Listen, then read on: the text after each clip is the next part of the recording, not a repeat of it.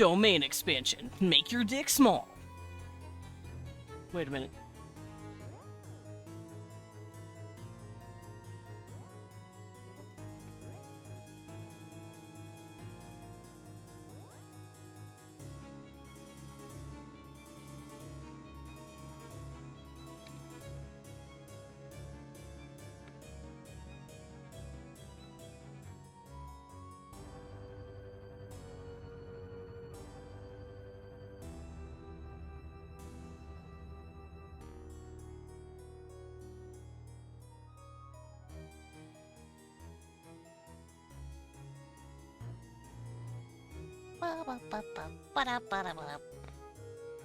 I'm loading shit. Give me just a second.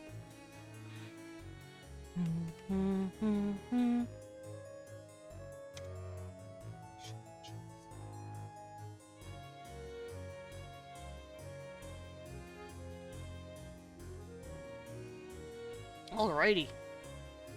I think we're ready. Hello, hello.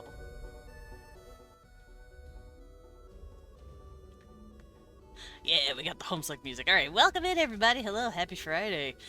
Let's check up on chat real quick, because I was getting water. Sugar Skull, congrats on first. Here's your big gulp. I'll plop you right in it, because you're small enough to sit in the cup. Kevin! My cat is being an incessant little nuisance today. Also, hi Lilin and Period, and thank you for the sip. We're gonna need those. We're gonna need a lot of those, because... Oh, Jesus Christ. It's music. Also, I'll be using snacky time to remind myself to take a throat thing so that I don't fuck myself up, because Carcat fucks me up. But I will probably be like tweaking his voice very slightly just to make sure I'm not shredding the shit out of my throat, because he talks a lot. And I need to talk other characters, but welcome in everybody. For those of you who don't know what's going on, where the fuck have you been? We're going to be reading Homestuck today. For those who have been there for most of Homestuck, you will know that we have approached Troll Velocity. We've started Act 5. And everyone's very excited. Leon has been the most excited, though. He's been so, like, vibrating in his seat the whole time. Also, welcome in Sun and Moon and Suo. Hello, hello. I saw you guys earlier in a certain little dragon's chat. He's adorable. And thank you for the big emos. Those are very big. Oh my god. I got the Homestuck music going. Let me get my little sippy real quick, though. Me when I can't bully Desmond by eating. Yeah, I turned off most of the redeems, for those of you who haven't noticed. And that's because I don't want the redeems to be interrupting the narrative, because we have a lot of people on. I don't want to interrupt them when they're doing their speaking roles, so. Hell yeah, Starrod, you've been here for a long time. Oh hey, it's my theme! Yeah, Pumpkin Party and See Hitler's Water Paradise. Wait, what's happening? We're reading Homestuck. We're reading Act 5 of Homestuck, because we've read up to Act 4 so far. And we finally were able to get a bunch of people. Now, I will be reading for about 4 or 5 of the characters, and that is because we do still have... we had a few characters left over that no one took, so I grabbed them up. Don't sound so defeated. This was your idea. I'm not defeated! I'm happy! I'm excited! Dexmond Dorkula. Yeah, that me. What's Homestuck? Is it a play? Yeah, no, it's an anime. Didn't you see the screenshots on Tumblr in 2012? It's an anime. No, Homestuck is a choose-your-own-adventure webcomic that was made in, or started in 2009. The children don't know what Homestuck is. Nature is healing! No, I'm going to reintroduce Homestuck into the bloodstream of the internet and make everyone sad again. But, Sun and Moon. Homestuck is essentially a choose-your-own-adventure webcomic. It has a fuck ton of characters. It's longer than the Iliad, apparently. And, we've been reading it for a while. If you have missed any of the old Homestuck we have done, I do have a YouTube where you can go and see those VODs. It has its own playlist. Let me go find that playlist, actually. Oh, I hiccuped and it was painful. Catch up to your ham steak learnings. Yeah. Because it is a webcomic, so you usually read it. And it's written in the way where it's like a choose your own adventure, so the comic itself is like, character do this, character do that. Because it used to be prompts that people entered in a forum. And it's now become this huge fucking thing. But let me go and find that playlist real quick. Aha, here it is. Oh, I don't want to listen to it. I was a tiny child when it was a thing. Yeah, when it was at its height, it was 2012. 2013. Like, between 2011 and 2015-ish was probably when it was at its height. Cecil, what are you yelling about? You got toes. Whatever, you got little toes. My cat's being a turd. Alright. I was in elementary by then. Fuck, I forget it's 2024. I was in middle school to high school. I didn't get into the internet until I was 8. Good. If I'm being honest, that's actually a good thing. I don't think people should be getting on the internet until they're like 12 or 13. I'm grumbling into dust. Me and Lilin. Just disappearing slowly. Also, don't mind this Fugi spin. I'm gonna be having a lot of people with me. Because we'll be voicing these characters. Without further ado, though, I'm gonna join them and see what happens. I do shall dust. Yeah, we're all gonna dust. Today that it's real. Peekaboo. Oh, wait. Real? Oh, fuck. Alright, everyone stop talking about that. Okay, there we go. Peekaboo. Okay. What you were talking about? Stop talking. Hey, Where are we we talking? weren't talking about you. Oh. Uh, Cecil, your butt is in my face. Okay, we're good. Alright, so I'm going to stream this on Discord. Y'all know how this works by now. Sugar Skull, did you draw that Terezi? I did. It's cute. Thank you for the sippy. Also, whenever I sippy, you guys sippy, because we all will be reading, we will be talking. I don't want you guys to, like, shred your throats. Under normal circumstances, I would argue just to be a little shit, but I guess I will go get something to drink. Yeah, Good idea. Go get a this drink, specific motherfucker. circumstance. Whoa. As some of my friends can confirm, my throat is very powerful, but I will abide by your laws. Thank you. My house, my rules. Take drink. I Take care of yourself. Diet Coke. Babe, that's not. I got my that's not what I meant. sippy. Yeah, excellent. Okay, Aspartame. so who all are we missing? I know Ari said she'd be here later It may- because she's. We'll be around soon. Mr. Horsey. We need Lilin when he wants to join in. Gil's right there. Yeah, Lilin, you're gonna have some, What is that Squeak. squeaky noise? Squeak! By the way, I apologize if at any point my chair sounds like a cat. I thought it Oh was goodness a parrot. gracious. Oh, I don't think Lilin has the voice acting, role, so he can't get in here. Did I not give him Homestuck reader roles? How Well, about you Lilin, let you- him in? Where is he? Very evil. No, of I you. am an evil. I'm a bastard. Hold on. Is his name You're Big a Dork? Fucking His name is Big dork. Dork. Yes. There you go, Holy Lilin. shit, You should have it now. Get in here. I had the Twitch video player at 10% volume and I still heard the squeak of my chair. Yeah, it sounds like a parrot going. "Rrrt." Yeah. It did sound like a sounded parrot. Parrot, like a bird. I'm in a very odd living situation where I can safely say that my squeaky chair sounds like my cat. What was that? Oh, Fingy! Thingy, thank you for the 26 months with Prime. Hell yeah. Take money out of Bezos' pocket. Fuck that guy. Oh. I can't believe I was given rights. Win has right. Win, you Well, have well, rights That's now. gifting Dobby a sock. I can do an hour redeem to torment them. Heh. Oh. You know what? There, one for free, and that's it. I unlocked and popped my shoulder, and it was as if I got a tiny little pop right in the funny bone. Oh. Oh, okay, I'm gonna stretch, get good? ready, and then we're gonna start Act 5 here. Oh, by the way, the best you're getting out of me is refrigerated Pepsi and some grapes. Those will do, I guess. Strictly speaking, grapes have a very high amount of water content, so Also, when it is not your turn to read, make sure you are muted or on push to talk so that we won't be interrupting whoever is currently speaking. I also do that. I mute myself when it is not my turn. Understood. Gotcha.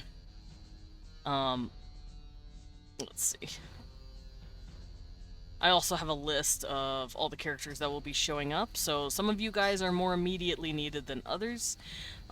So Aerie will be a little late, but that is perfectly fine, because her character doesn't show up until about, I want to say 120 pages, and each page can have a lot of text to go through, so she will be fine. We also might not get to every character right away. Let me go through this real quick, because here's the log that let me look at all the characters.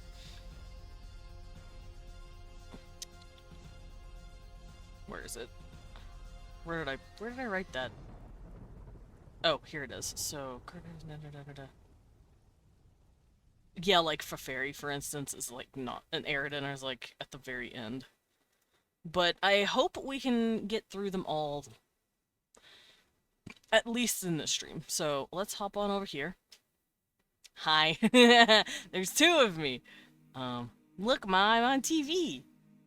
I can't believe Desmond would suppress us like that. No, I'm not suppressing you. Two of me. Give me a second. Is it this one that's doing it? It is this one that's doing it. Thank you for the bitty fangy. Also, like I said, most of the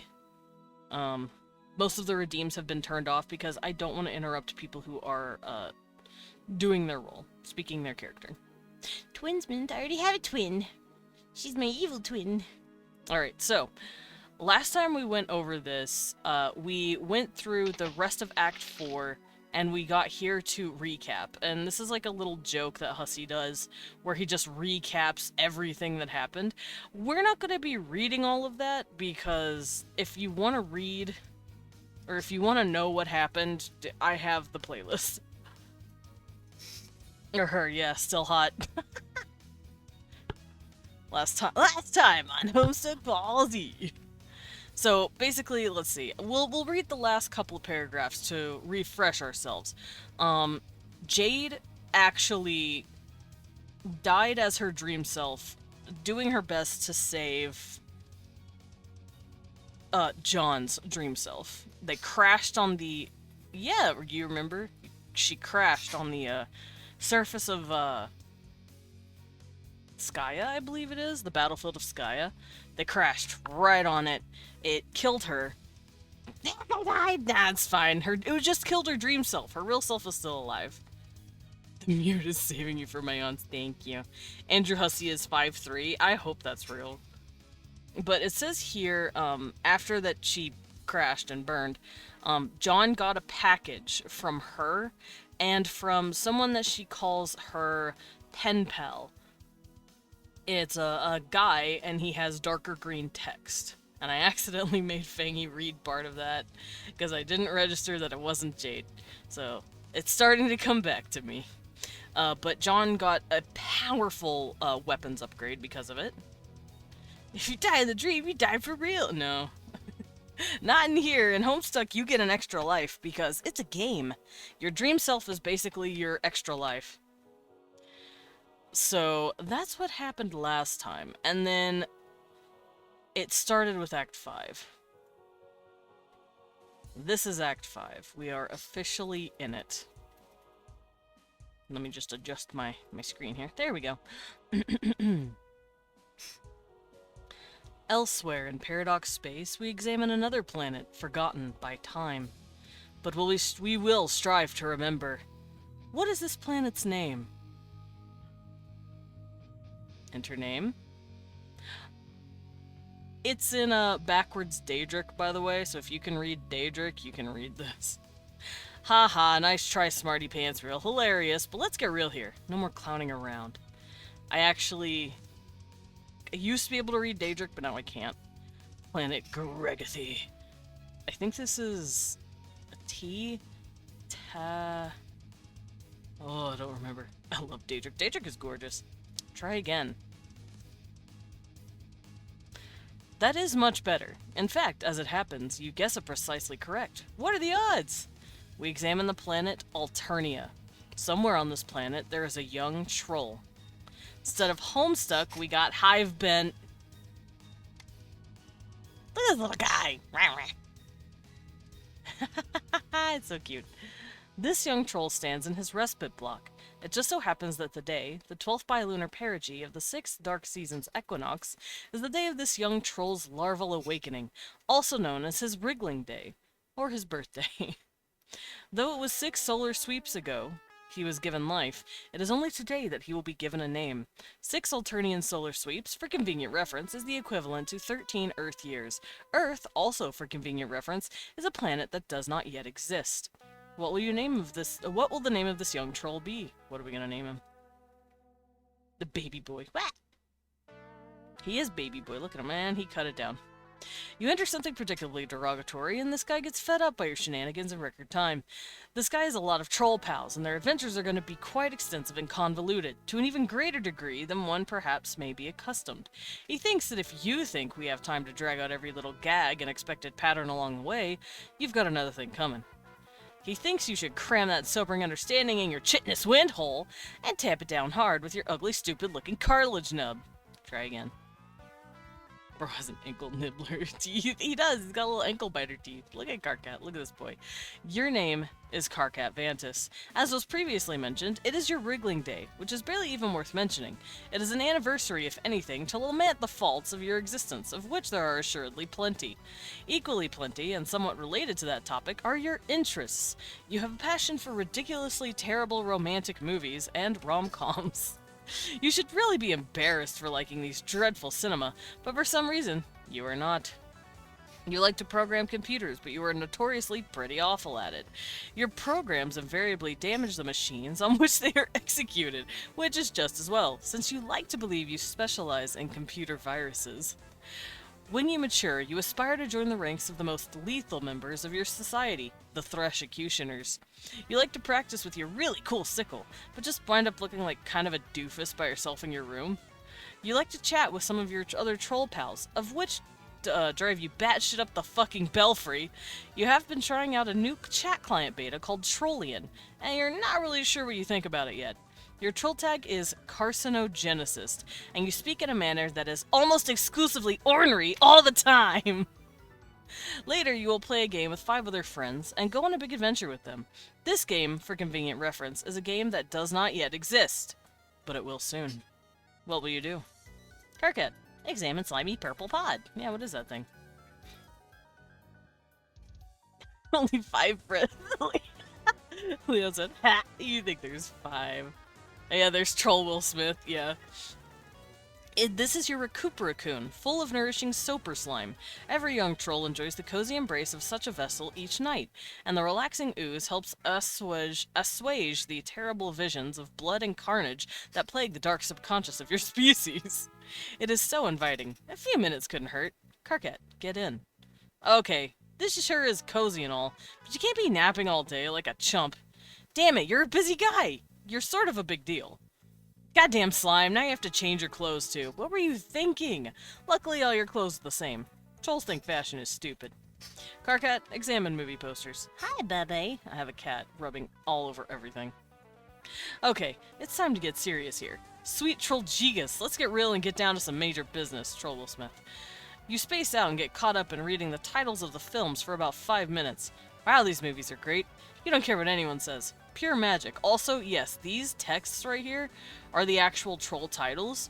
And if anyone remembers, it's because in the bit, Karkat and John talk about movies. And Karkat tells John that their troll movie titles are absolutely fucking long as shit. And it's funny as hell. It says a little beepies. Alright, he moved. Is that John Cusack? The thing most people don't realize is that John Cusack is a universal constant. God damn it. This movie... Okay, this one you even have a hard time defending, but still, it's so good. The best thing about it is how Troll Sandler doesn't make you want to punch anything. Like, nothing at all. Really hard or anything. Will Smitherand. Caps Lock Sickle. You grab your trusty sickle with your encryption modus. To retrieve it, you'll need to hack the code to open the card vault left behind. This will obviously prove to be a completely ridiculous and untenable way of managing an inventory, and lead to a great many follies. Later on, you would swap your modus with your hacker friend, a guy who, unlike you, happens to be competent with programming. It would only make sense. But for the time being, it makes your life kind of a nightmare. There are so many stupid things that happen because of this modus. So many. You just have no idea. Take Card Vault. God damn it! He accidentally caps logged the caps lock card. You hear some unhappy grumbling through the hole below. This was not the coolest thing you could have done just now. Examine large black book. You make quite sure not to caps log it, and simply pick it up and read it. Handbook for the Imminently Deceased. Chapter 1. Prepare your till death file. Dig your grave. Oh, Cecil, can I help you? Cat. Shoo. It is a thick programming manual called Till Death, a handbook for the imminently deceased. Till Death is an insufferable language to work with. Its logic is composed of nothing but infinite loops, or at best, loops of effectively interminable construction. The above page in the intro section documents the simplest possible Till Death code structure. Yeah, this is the simple structure. My kind of book. Cat is not show. Cat is in way. Cat is shoe. The above page in the intro sections documents the simple possible till death code structure. Any code deviating from this basic structure will not compile. You have a whole bunch of code samples you've been messing around with on your computer. It's been frustrating at best, and debilitating to your machine at worst. Leave your room. Where's his house? Look at the fucking dinosaur birds, dude. You step outside your respite block, onto one of your hive's numerous extraterrestrial landing slats. You were allowed to design this hive when you were young, after you emerged victorious from your trials deep in the brooding caverns. You have lived here with your custodian ever since. It's almost as if your people have placed great cultural importance on teaching children to become architecturally adept while very young. It has been this way since ancient times. No one seems to know why that is. Getting to build your own hive at a young age using whatever meandering design you chose likely has left you jaded to the notion of customizing your abode. You certainly wouldn't get all that worked up about a game that happened to allow you to do just such a thing. At least not for that reason. Examine neighborhood. That's an oil spill. What the fuck? There's hive bent. The lawn rings are empty. Blood skims the voids in your porous cranial plates, as if grazing the hollow of a thrush stem, or say, an abandoned cocoon. A sour note is produced. It is the one agitation plays to make its audience squirm. Oh, that... It is your 6th wriggling day, and with all 5 preceding it, blah blah blah blah blah blah blah blah blah. Look! You don't have time for fancy poetry. It's almost as useless as those arm-swing flappy things on mailboxes, assuming you even know what those were, which you don't. Trolls don't have mail. Mail is almost as useless as poetry to them. Poetry is the swing-arpy flappy dealy of words, and mail is the red till delivered doodad of giving people shit. Frankly, you don't know about things, skimming voids or grazing hollows or whatever. You've got ambition. You were meant to be a big shot. Now's your chance. Sorry. To be in charge of something huge and really important, and to be totally ruthless about it. You just haven't found the dominion in which you're destined for greatness yet. Or even a vague concept of it.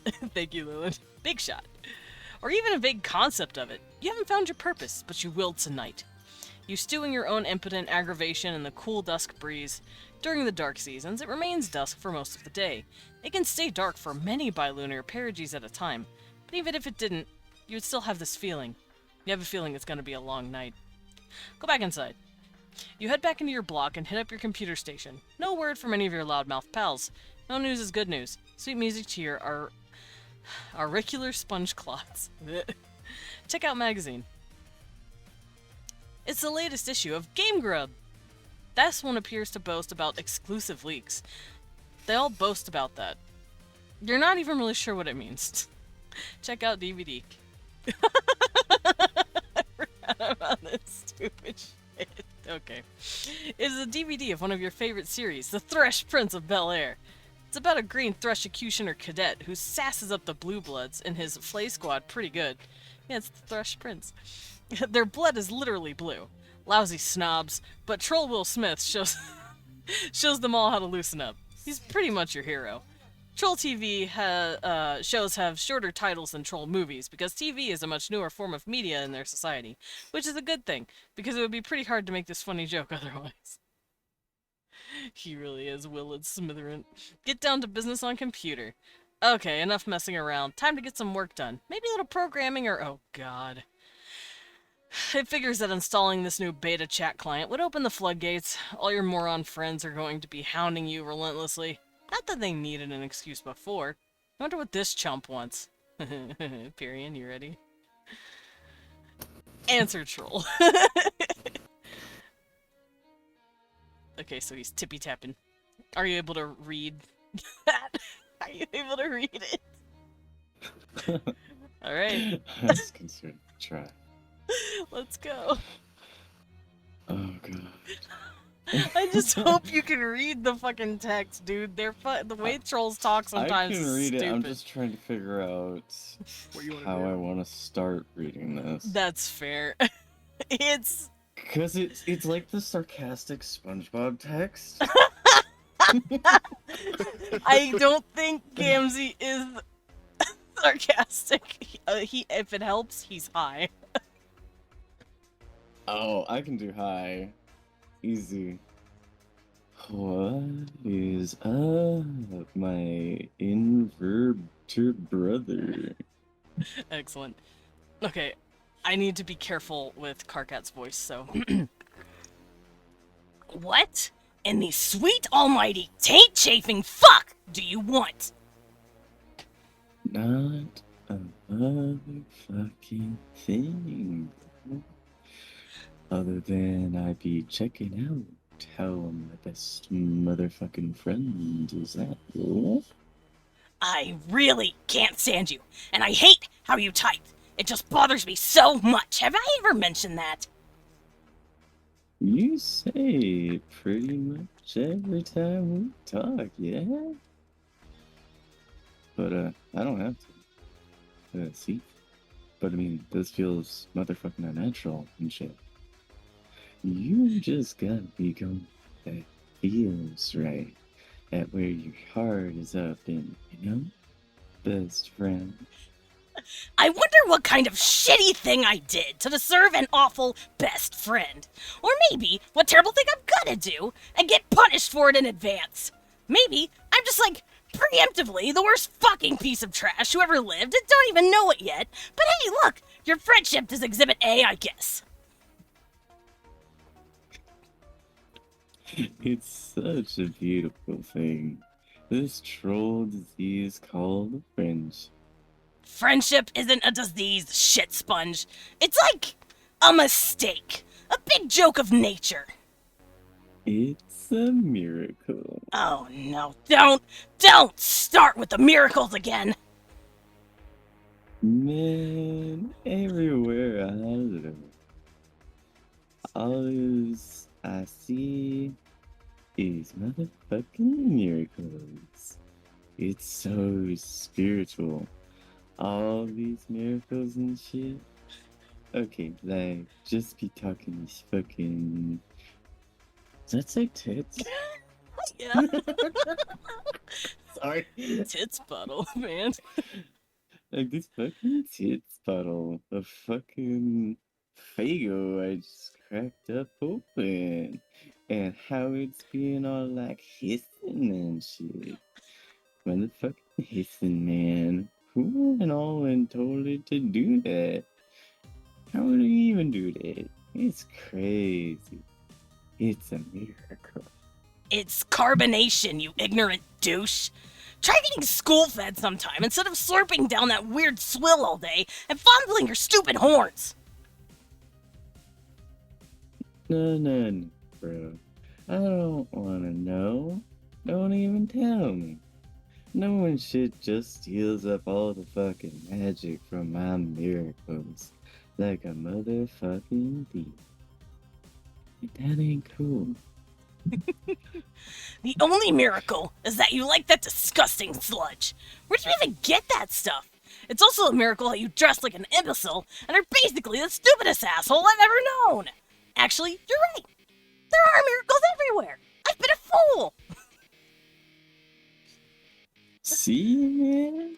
I am straight up telling you. Miracles. It's like, alright, computers, right? What the fuck? Miracles is what? Fuck you. Fuck you for me just reading that. Anyway, what's up with your bad self? For serious here. Isn't something big all going down? What? I heard something big was going on down.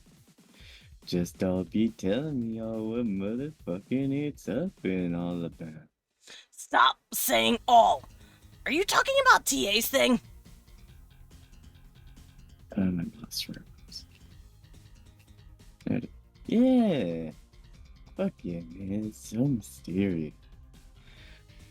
I've never been getting so ceased to be amazed by all these fucking mysteries life's got. Anyway, I don't know what's up with that. Maybe I'll talk to him tonight about it, maybe I won't. It's probably just another one of his projects that winds up being completely useless and a huge waste of my time. Yeah, maybe, but he's your best friend, though. So it's all cool. Anyway, I thought this sounded like a pretty big motherfucking deal, my man. Whatever. What? Oh, bro. Never mind.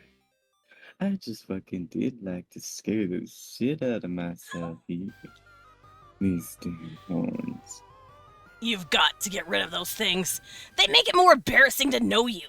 Which is like a freaking miracle that that's even possible. Like, wow, God sure cooks up a doozy here. Twilight-eyed son of a bitch just keeps you guessing, doesn't he? Man, you know me. Give my horns a good squeeze. That sounds lascivious. Actually, you know what would be a miracle to end all miracles? It'll be if I ever meet a kid I despise more than you. That will make me a motherfucking convert. I'll see the lights so bright I need GC to walk me around so I don't bump into shit. Sign me up for your idiotic clown religion, okay? You fucking got it, brother.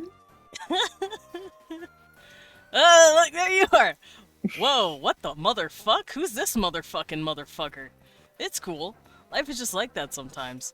It's full of mysteries. You'll be doing one thing, then something else hits you just like that, and you roll with it. That's what you do when life hands you lemons. You sure as fuck don't make lemonade, because who the fuck knows where that fucking shit comes from? It's squeezed out of miracles is where. So what's this motherfucker's name? Yonk! Yeah. Enter name. Your name is Gamzee Makara. You get pretty excited by clowns of a grim persuasion, which may not be in full possession of their mental faculties. You belong to a rather obscure cult, which foretells of a band of rowdy and capricious minstrels, which will rise one day on a mythical paradise planet that does not exist yet. The beliefs of this cult are somewhat frowned upon by those dwelling in more common lawn rings, but you don't care. You gotta be going with what feels right, at where your heart's up in, you know? You like to practice on your one-wheel device, which you are god-awful at because your feet do not reach the pedals. You enjoy a fine beverage, and like to do a little baking sometimes. Baking? Kill me. Baking as in literally baking himself. You've got all these horns all over the place, and sometimes step on them and scare the shit out of yourself. You like to chat a lot with your pal Karkat, who is usually pretty cranky. But he's your best friend. You have a lot of other great friends, who you also like a lot. Your troll tag is terminally capricious, and you speak in a manner that's just a little bit whimsical. What will you do? Capsulog bottle of Fago.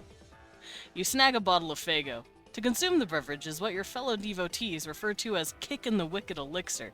It is capsulogged through your miracle modus. You have absolutely no idea how this thing works, and you don't want to know. Capsulog computer. You take your husk top. Sometimes you just like to pick stuff up and watch the colors. It's so beautiful. Life is beautiful. Ride one-wheel device. You decide to give this diabolical contraption another shot. Maybe one of these days you'll get one more suited to your proportions. For now, this is all you have to work with. You just have to figure out how to stay on the thing without flying off the handle. Feet not reaching pedals. Bet Desmond knows what that's like. Fucking fight me. A boop. You do some sort of acrobatic fucking pirouette off the handle and into a big pile of horns. Sample delicious pie cooling on the counter. Nim nim. It's still piping hot, but you can't help yourself. You sneak a taste of the soper slime pie. You aren't supposed to eat that slime. It does funny things to a troll's head. But you were never taught that on account of a lousy upbringing. Your custodian was always out to sea. That's where he is now. Maybe you'll go outside and see if you can spot him. Take a juggling club. Hell yeah. Yeah, no, he is full on honka honka. You grab a juggling club. You'll need it if you're gonna go out. It's dangerous to leave unarmed. Go outside. Hi, bye-bye. You leave your hive and head to the beach. There's no sign of your custodian. You shouldn't stay out here for long. The sea dwellers are quite hostile. Someone is bugging you. This is exciting. You're always down for shooting the wicked shit with anyone who will put up with you. Now, if only you could figure out how to get the husk top out of this stupid thing. It'll be a miracle if you can manage. Retrieve husk top. You say a short prayer to your beloved mirthful messiahs, and splash a pinch of special stardust in your face. Oh. Your Silodex launches your beverage far, far into the ocean. You wonder if you can just sort of reach over and... Gamzee answer troll. Oh, Terezi. Alright. Yes. Hey, Gabsy, you want to play games with me? Hey, yeah, that sounds like the motherfucking shit, bitch too. It sure is hard to ignore the weird things you say sometimes, but I'm gonna. The only reason I'm asking you is because your name is like game, and no other reason. Get it? Well, I heard of worse fucking reasons to be getting all about to do something. Hunk. No, that should bother you. That reason. Why don't things like that bother you? No wonder Vantus can't stand you. But who cares about him? We're gonna have some motherfucking shitty bitches playing together, or whatever you said. So this is the game I've heard about. The big mystery. Yeah. Okay. This is going to be fucking insane. But can we play a little later? I'm outside keeping an eye out here for the old goat. You know how it is with family.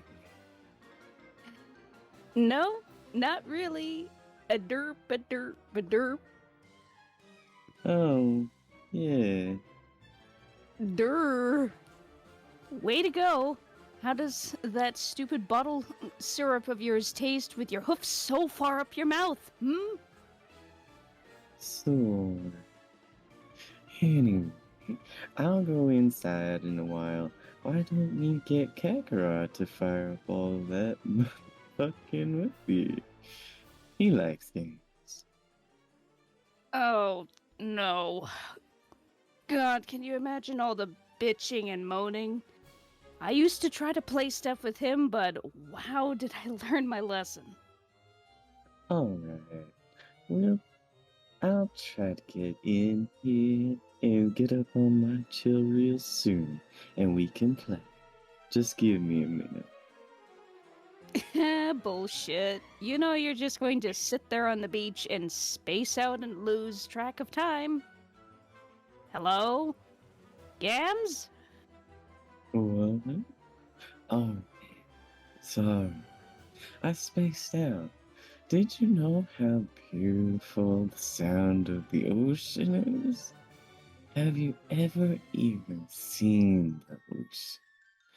Or, I mean, smelled it? Sorry. Mm-mm. Yeah, because Terezi's blind. Yep.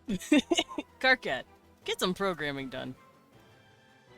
Tick, tick, tick, tick, tick. He's doing some typings. Look at all those babies we get to read. Finally, some peace and quiet. Now you can bear down on your coding. This will surely last all evening without interruption. You reopen one of your till death projects you started recently. You're still horsing around with the conditions for terminating the loops. With many till death coders, what many till death coders do is import finite constructs and bind the loops to their lifespan. For instance, the main loop here will terminate on the death of the universe, labeled U. That way, you only have to wait billions of years for it to end instead of forever. You have bound a subloop to the lifespan of the code's author, which is you. Any routine at the end will execute when you die. You figured this might be handy for coding something to release a final will and testament, or maybe some doomsday virus. You spend a lot of time thinking of ways to make the perfect doomsday virus.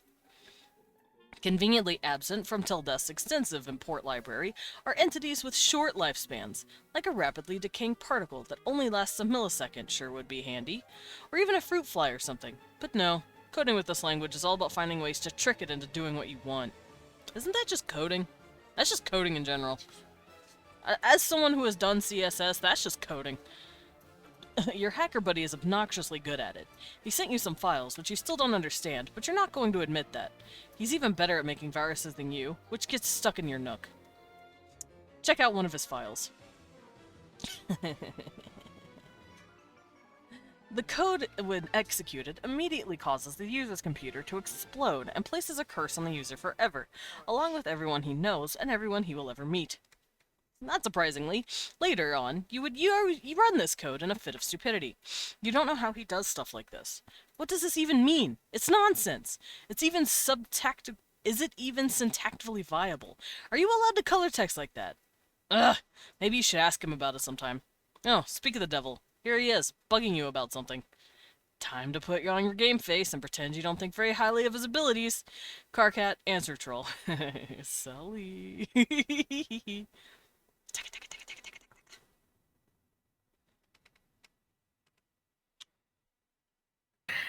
KK, don't flip your shit about this, but I'm setting you up to play a game with some people.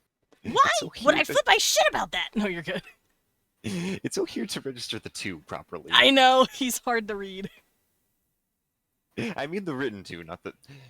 Because you flip your shit about everything. Well, here, look at this. Here's my shit, and yet it remains unflipped. Just sitting there on the skillet, getting burned on one side. It's a miracle.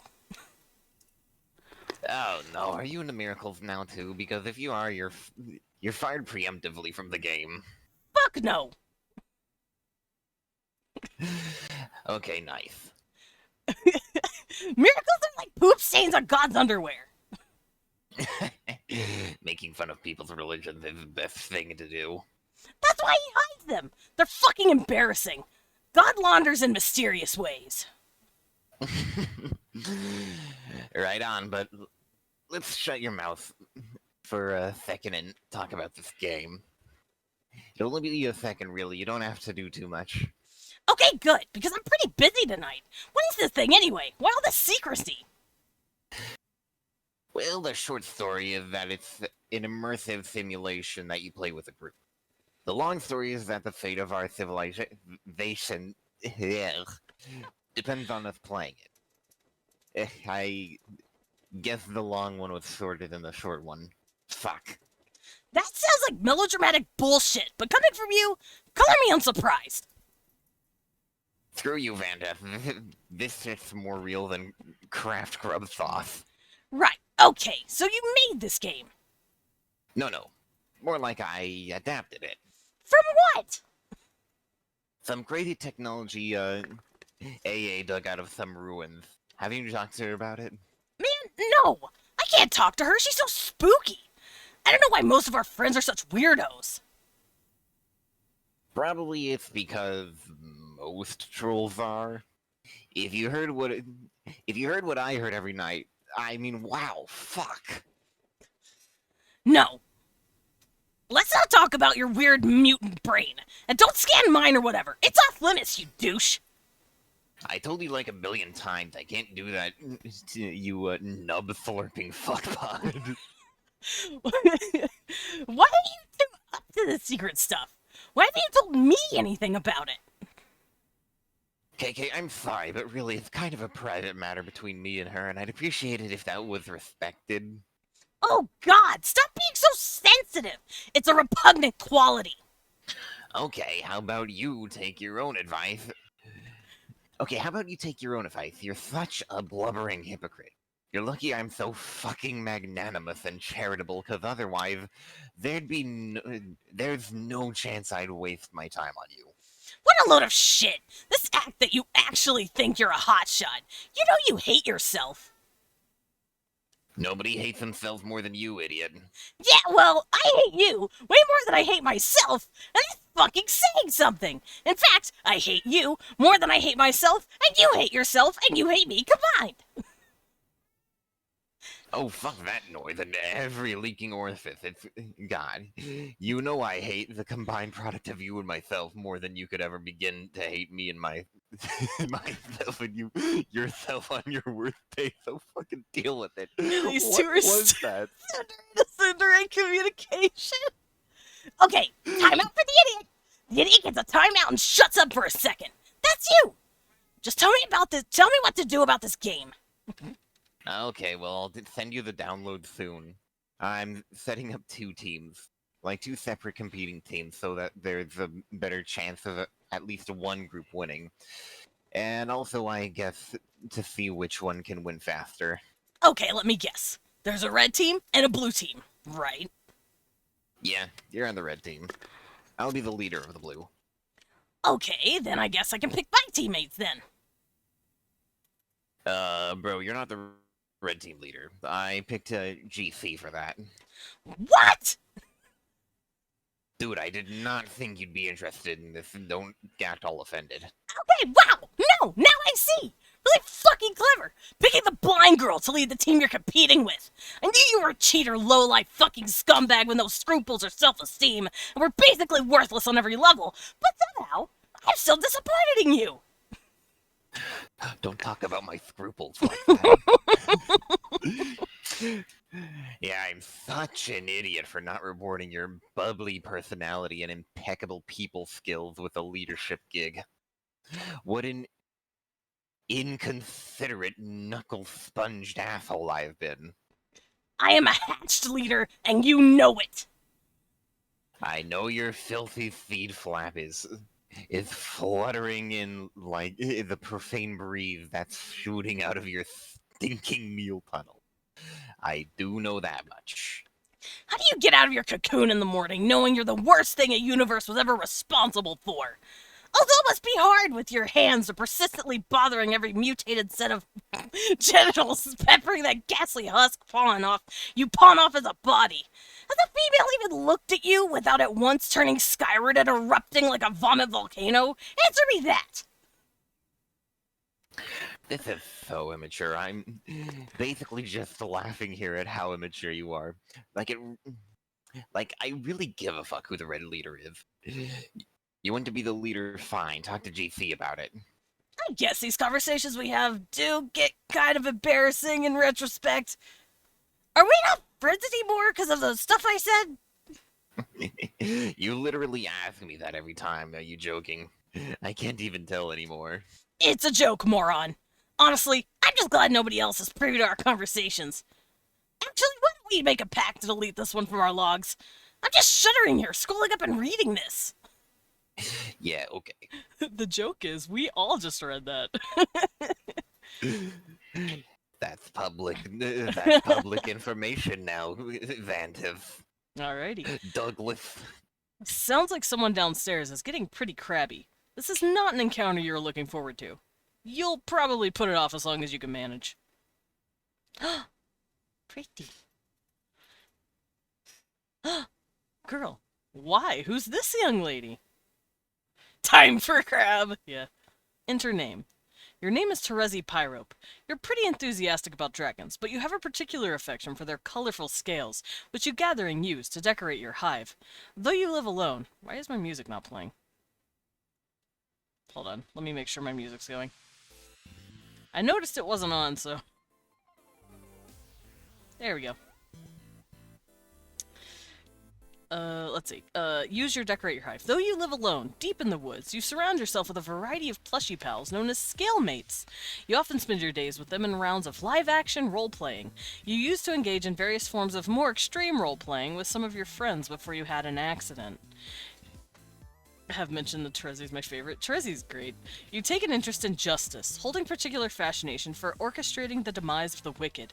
You have taken up a study of brutal Alternian law, and surround yourself with legal books. You have no need for copies printed in troll braille, because you can smell and taste the words. You hope one day to join the honorable ranks of the legislaturators. Your troll tag is Gallows Calibrator, and you speak with numerals the Brian prophets once used. Cecil, piss off please, thank you. You are presently the leader of the Red Team, poised to begin a mysterious game with 5 other friends, in direct competition with another 6 of your friends, comprising of the Blue Team. What will you do? Terezi, cut to the chase and begin LARPing immediately. Yeah, she's an Ace Attorney. Oh my god, a Terezi Ace Attorney game would be fucking great. I'd play that. It's pretty hard to live-action roleplay when there's no one who is alive nearby, but all of your scale notes are alive to you. At least you pretend to believe that to annoy people. You prepare a new campaign for one of your favorite scenarios, court block drama. His honorable tyranny presides. On trial is an especially detestable fellow, Senator Lemonsnout. You have spared this scumbag. You've sparred with this scumbag before. Tonight he faces justice. You will play the role of the prosecuting attorney. On Alternia, there is no such thing as a defense attorney, or a defense. In a court block, the word defense itself is offensive. Terezi, interrogate. She's such a dork. Most of the interrogation is the intimidating silence. Terezi, slap him around a bit. Whack. You don't want to slap too hard. Enough to sting, but not to bruise. It must be methodical, businesslike, and persistent. You only stop when you smell tears. Mr. Senator, you smell very nice. Your luscious yellow scales are like the sweetest gumdrops to the prosecutor's nose. But your deceit stinks. Did you honestly think you could dip your corpulent snout... Wait, what?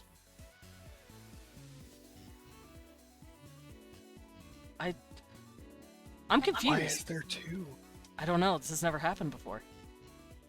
Did you think your revolting abuse of the public trust would go unnoticed? Think again, good senator. While the prosecution may be blind, rest assured the League of Legislators sees all. Can't enter that. Don't do a bunch of question marks at me, you sons of bitches. Terezi, call a witness. Oh, well played, Lemon Snout. Well played. The prosecution's key witness, murdered. How convenient.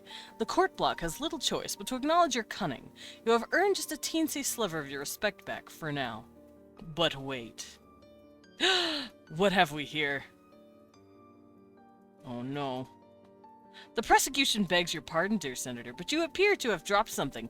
A personal satchel, perhaps, chock full of illicit embezzled beetles, which you have the unmitigated cheek to waltz before his tyranny, concealed beneath your ill-gotten finery.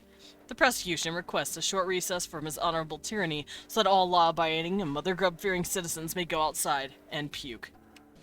Terezi, sentence the criminal. As the prosecutor, it is your job to reach a final verdict and sentence the reprehensible felon, while his tyranny watches in silence and submits grim approval. But you take pity on this miserable bureaucrat. You're feeling merciful. You will give him a fighting chance. You will flip a double-headed troll Kager to decide his fate. You do this quite often when making important decisions, kind of like Batman's nemesis, Two-Face, or that guy from No Country for Old Men. It turns out there's a lot of badasses out there flipping coins. But those are Earth things, and you've never heard of them. It's safe to say you borrowed this gimmick from one of the many, many troll things out there that's got hard-boiled dudes flipping coins for magic stakes. You base the habit on whichever one smells the most badass. Terezi, flip. The coin tumbles through the air. Lemon Snout is sweating bullets. A favorable flip. The senator exhales in relief. But what are you so happy about, Mr. Lemon Snout? He looks a bit confused. He quivers his lowly proboscis at the coin. See, the coin has exonerated him. Coin? What coin? Surely you jest, Mr. Senator. The prosecution sees no coin. She's blind, remember? Whoop. And there he goes. Terezi's crackhead, and I love her. Terezi, adjourn. Another triumph for justice. The court block is adjourned. You offer final salutations to his tyranny in the customary manner. Okay, that's not customary at all. You're just kind of weird. It's just that your red chalk is the most delicious chalk. You cannot get enough of it. Anyone who says there is more delicious chalk out there simply reeks of deceit. You sure had to go through a lot of trouble to do that. She's base. She's a nerd. Terezi, go get Kane. You take your walking cane, which you use as a weapon, kind of like Earth Daredevil, who you've never heard of. You will use it to wall up enemies when you enter the medium. Blam, like that. Like this. Begin recruiting red team members. Your nose begins scouring your chump roll through the saliva smears on your monitor for potential teammates you can start playing. No, not her. Nope, not her either. Definitely not that guy. How about this girl? You like to roleplay with her sometimes via chat. You pretend you're a member of a mysterious and noble dragonid race, while she does her own goofy thing. You don't have it in your heart to tell her that your chat RPing is meant facetiously. I meant facetiously. Terezi, troll AC. Oh god, how am I gonna do this? Fuck. We're gonna have fun. Let me with just. this. Yeah. Let me just. Oh, Yeah. okay. Welcome home, Lumen. There you go. Alright, time to roleplay! Yeah. Kill me. GC lands on your whelping stoop and raps on your cave with her noble and elegant talon, and once with her mighty snout for good measure. AC saunters from her dark cave a little bit sleepy from a recent kill. AC uses one of her mouths to lick the fresh blood off of her paws, and the other one to blow you a kiss. Oh. GC with a mighty whisk of her mighty tail plucks the kiss out of there mightily. GC pockets the kiss in her enchanted rucksack for later to do something magical, like make goblin wishes come true. Yes, AC finds this to be the most admirable use of a kiss. She thinks the goblin wishes need to come true too, just like any other kind of person's wishes. AC begs your pardon while she rips apart this tasty beast to prepare a meal for her cubs. GC eyes the beast hungrily and mightily. Uh-oh. GC eyes the cubs hungrily and mightily, especially mightily. Don't you dare! I mean, AC shouts, don't you dare! Indignantly. But it's too late. GC scoops up a plump cub with her glistening majestic tail and flies off magically. The innocent cub is crying and crying and crying. AC says no! And looks a bit crestfallen. AC gets a clever idea to slake the majestic dragon's mighty hunger. She prepares the lion's share of a slain armored polar bear for GC. GC's magnificent curiosity has been perked. Is it a bull clobberer? Oops, she asked that. AC pauses a moment, and nods knowingly with a couple of smug grins on her face.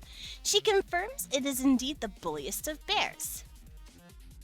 GC instantly loses interest in the puny cub and drops it to the ground far below. But as it happens, the really cute cub lands in a bush safe and sound. GC's alarming and blendiferous girth settles over the succulent coloster bear's steak when she finishes the savory red meat and lifts her proud wise head and opens her great big mouth and speaks the ancient tongue of 1,000 wisdoms. She says, "Hey, you want to play a game with me?" AC crinkles her nose and prepares for a really unprecedented marathon of baffling feline obstinacy. Her dragonity suitor will make neither rhyme nor reason of her perplexing behavior for even an instant. No, that was a real question. Want to play a game? Oh. Okay, if you mean a computer game, then yes, that sounds like fun. Okay, you can be on my team. Team, who else is playing? I haven't decided yet. A whole bunch of us is in 2 teams. Oh, well, it does sound like it'll be a lot of fun, but I think I should get permission first. Blar, that's so stupid. He's not the boss of you. I know, but still, I'm kind of scared of him, and I think perhaps it's best to just run it by him first so there isn't any kerfluffle about it or anything. This is stupid in such a terrible myriad of dumb ways. You shouldn't be afraid of anyone. You kill big animals with your bare hands. And in any case, he lives nowhere near you, so this whole thing is extra stupid. I know, but I don't think it'll be a big deal. I just mentioned it casually and it'll be fine. I'm sure that we can play in just a little bit. Oh, fine. In the meantime, I'll go round up some more people to play. Okay. Terezi, Troll TC. Oh yeah, we've already read this. Yeah. You then proceed to have the rest of this conversation we already read. No luck in getting this guy to play with you right now either. You guess that leaves... Oh no. Not Carcat. You're gonna ask him as a last resort. You wonder what he wants. You'll try to avoid mentioning the game. Hopefully he hasn't caught wind of it yet. Terezi, deal with Carcat. Bless you, darling. Hey, Blem. guess what? Big news. Like, holy shit, stop the presses. This is a humongous deal sort of news. Blar, what is it? You're not the red team leader. That's me. I'm the leader. It's been decided on an official basis. Okay, so I guess I'm supposed to make a big stink about this and say, wah, wah, wah, I want to be the leader. What? No! I mean, you can, but it won't do any good, because I'm the leader, and that's all there is to evacuate through your protein chute on the matter. Well, it may surprise you to know that I don't give a crap who gets to be leader, because unlike you, I actually have a fucking smidgen of maturity and self-respect. That's a lie. You're more of a melodrama spaz queen than me, and you know it. And this stuff you're saying is a pretend stunt. You're like a rocket-propelled spaz maggot, spring-loaded up the ass of a psychedelic fucking freak-out weasel on idiot drugs, so let's not play make-believe games here. Leader. Me. Carcat, I don't care. You can be the stupid leader. I just want to play this game. Okay, great. If it's any consolation, I've selected you to be my second in command.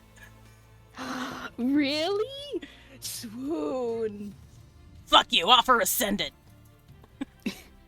Okay, but seriously, I would have suggested you be the leader, but honestly, it comes with some serious responsibilities, and I wasn't sure if you were up to it.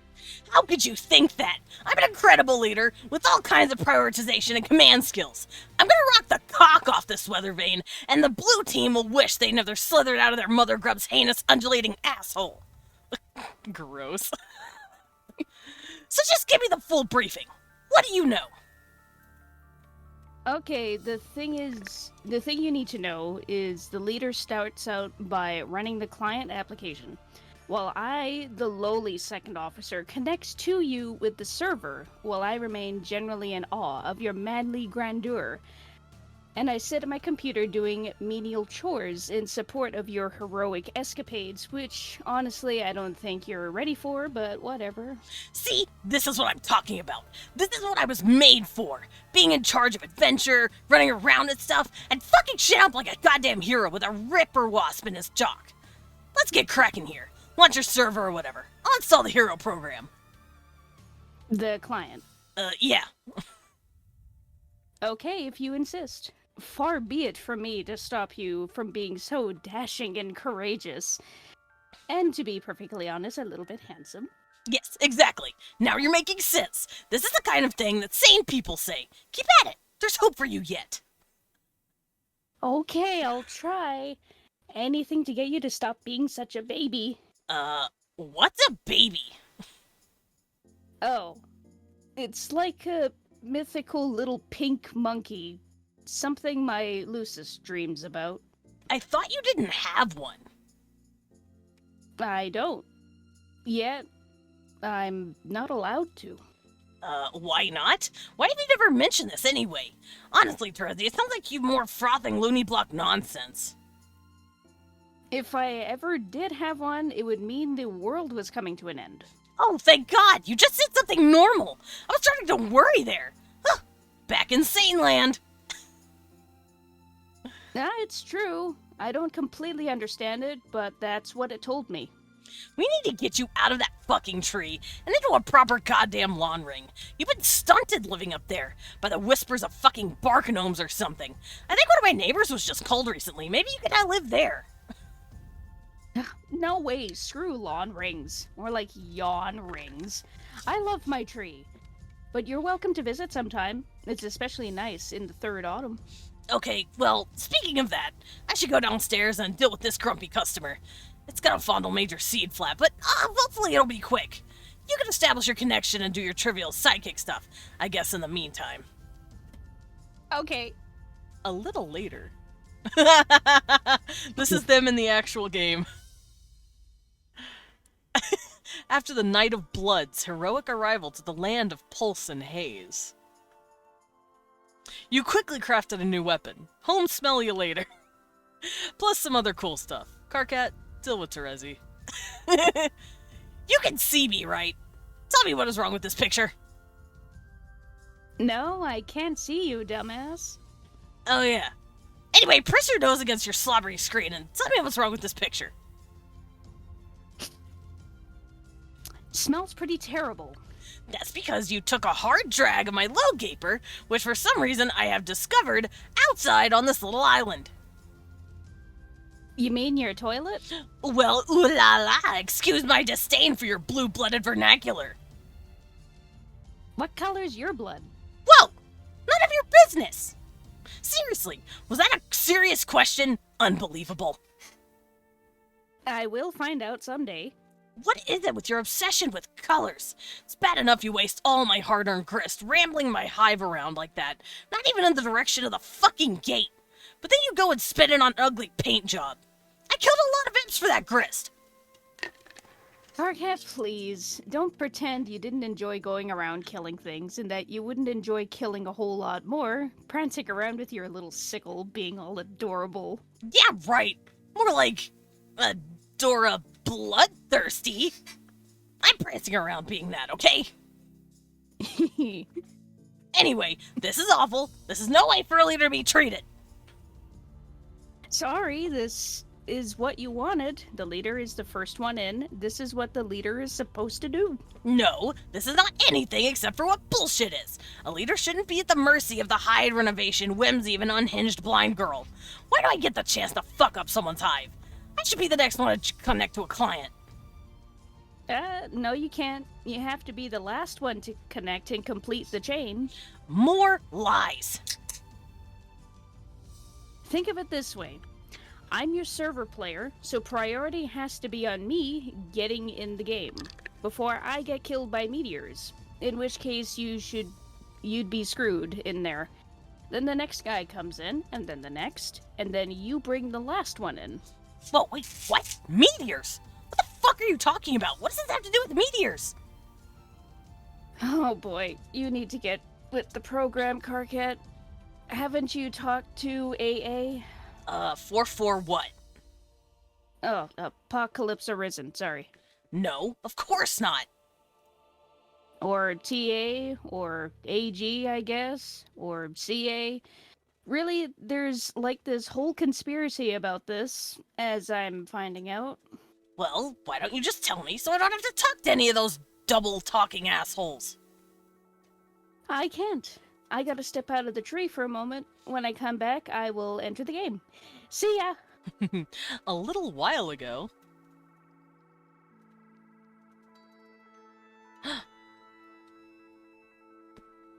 Girl, girl, girl, girl.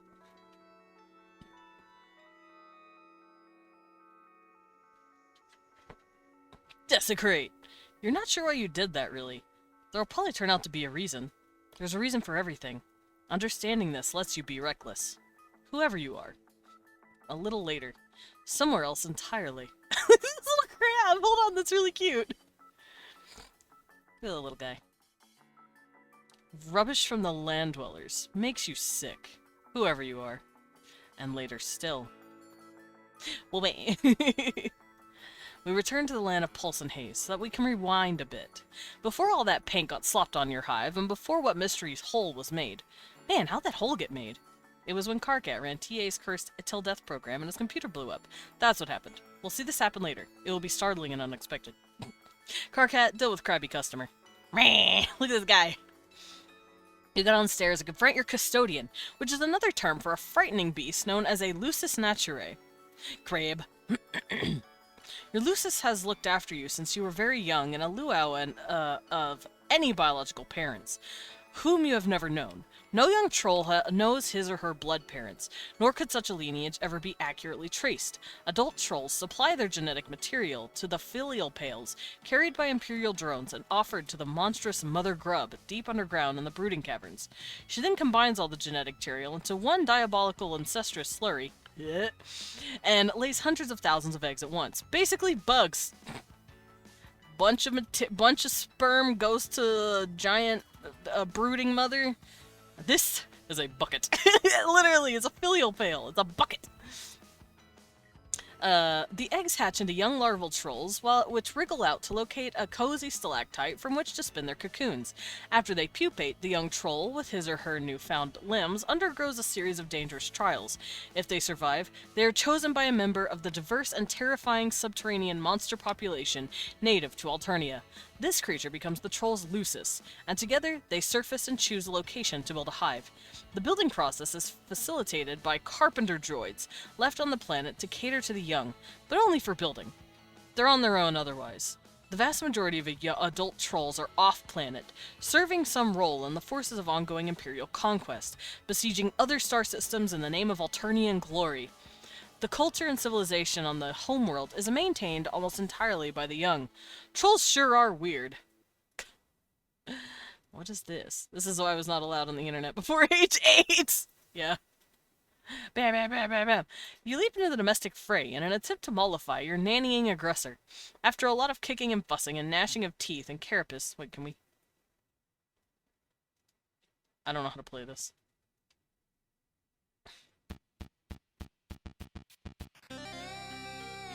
There's the music.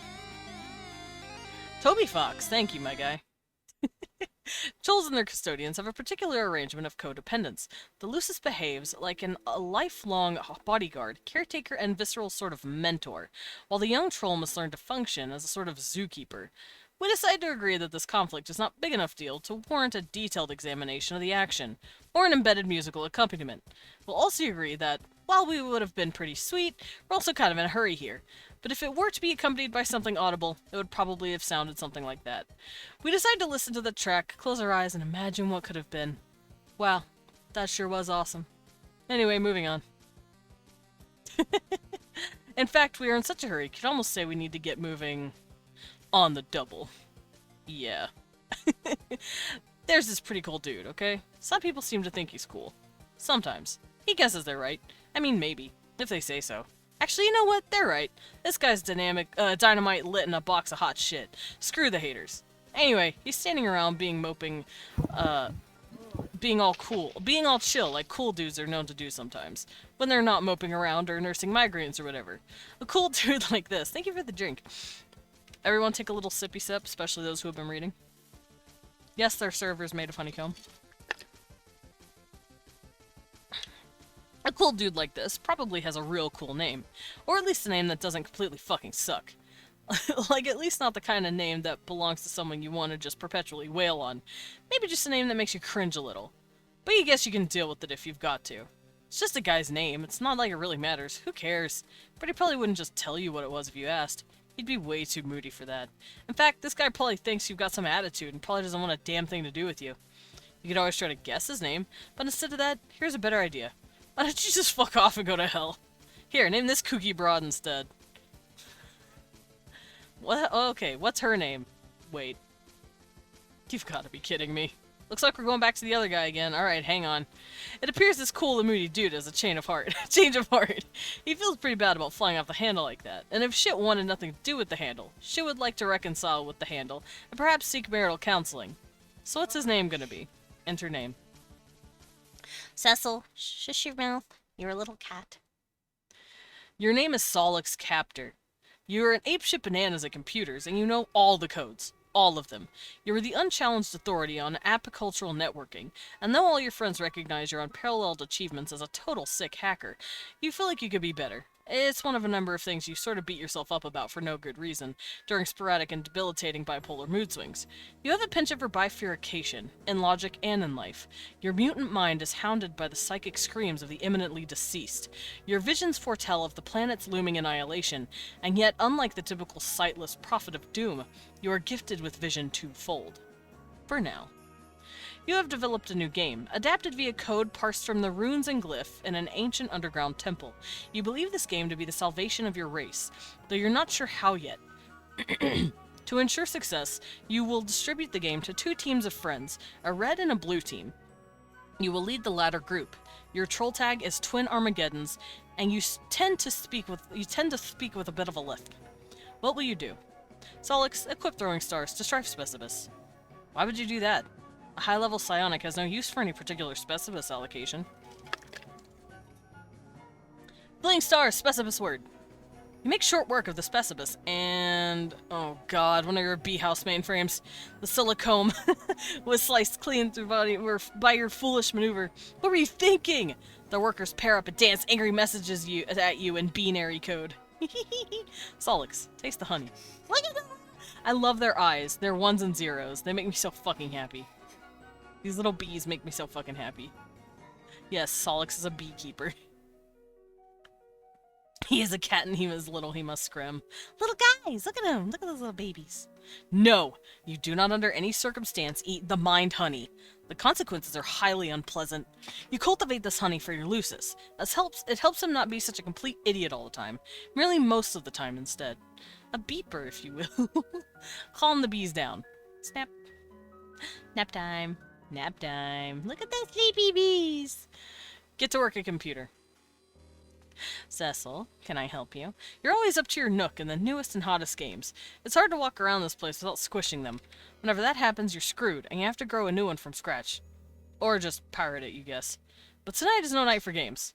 Well, okay, it is. But with one game in particular, and this game is no joking matter. It is delirious bug nasty. Recruit team leaders! We do have the noisiest butthole of a cat. Alright, Solix and Terezi. TV, you want to be the leader of one of the teams? You mean for your game to save the world? Yeah. Okay, I pick red team. Okay, I didn't say anything about a red team or even that there were 2 teams, but fine. Well, obviously you were going to set up red and blue teams. Come on. You don't know what I'm gonna do. Stop being as though you can read my mind. It's not a power you have. Your strengths are being blind and tricking people about stuff. And I guess being generally savvy and pretty decent at other stuff, but that's why I'm picking you and not some other fucking schlub from Idiotville. Solix, please. You are Mr. Appleberry Blast, and everyone knows those are your favorite flavors. Even though you type in yucky mustard, which is weird. Maybe there's more to me than you think. Maybe I am not the 2-trick hoofbeast you want to make me out to be. You want to make me out as. Maybe I'll just want to give the red. Maybe I just want to give the red and blue thing a rest for a change and not make it so it's like, oh look, it's that predictable fuck with those 2 stupid colors. It's amazing how much everyone fucking hates them. Maybe red and blue aren't that great and I'll hate them suddenly. Have you thought of that? Maybe I'm more of an... What? I think the word is aubergine. Maybe I'm more of an aubergine guy, plus whatever putrid color is... Plus whatever that putrid color you type with. What is that? Turquoise? Maybe it's making me turquoisey. Turquoisey. Turquoisey. Maybe the new name for that color is Summer Shithead Mist. Have you considered that? But I'm sticking with red and blue, so maybe you should suck on it. Maybe, maybe, maybe. Maybe, maybe is a stupid word. Maybe that's the big maybe we should all ponder tonight over some hot shut the hell up tea. So you think I'm savvy? Yeah, I think so. Pick out whoever you want for the red team, and I'll lead the blue team. I'll send you the download soon. Talk to you later. Oh, wait, maybe you should tell me more about the game first? How exactly are we saving the world? I don't know yet. I just know what I've seen in my visions. That the world will end and our whole race dies, and this is how we save it. And AA can back me up on this, so don't be all doubting me about it. I'm not doubting you. I think you're right. Mostly. Mostly. What does that mean? Well, when you talk about how you're going to die too. I am going to die. I mean, we all are, but especially me. I'm going to get my ass served to me twofold. Double the service. Like two dudes on Double Butler Island. getting worked over by a Siamese twin masseuse. But before I die, I'm gonna go blind like you. It has to happen like that.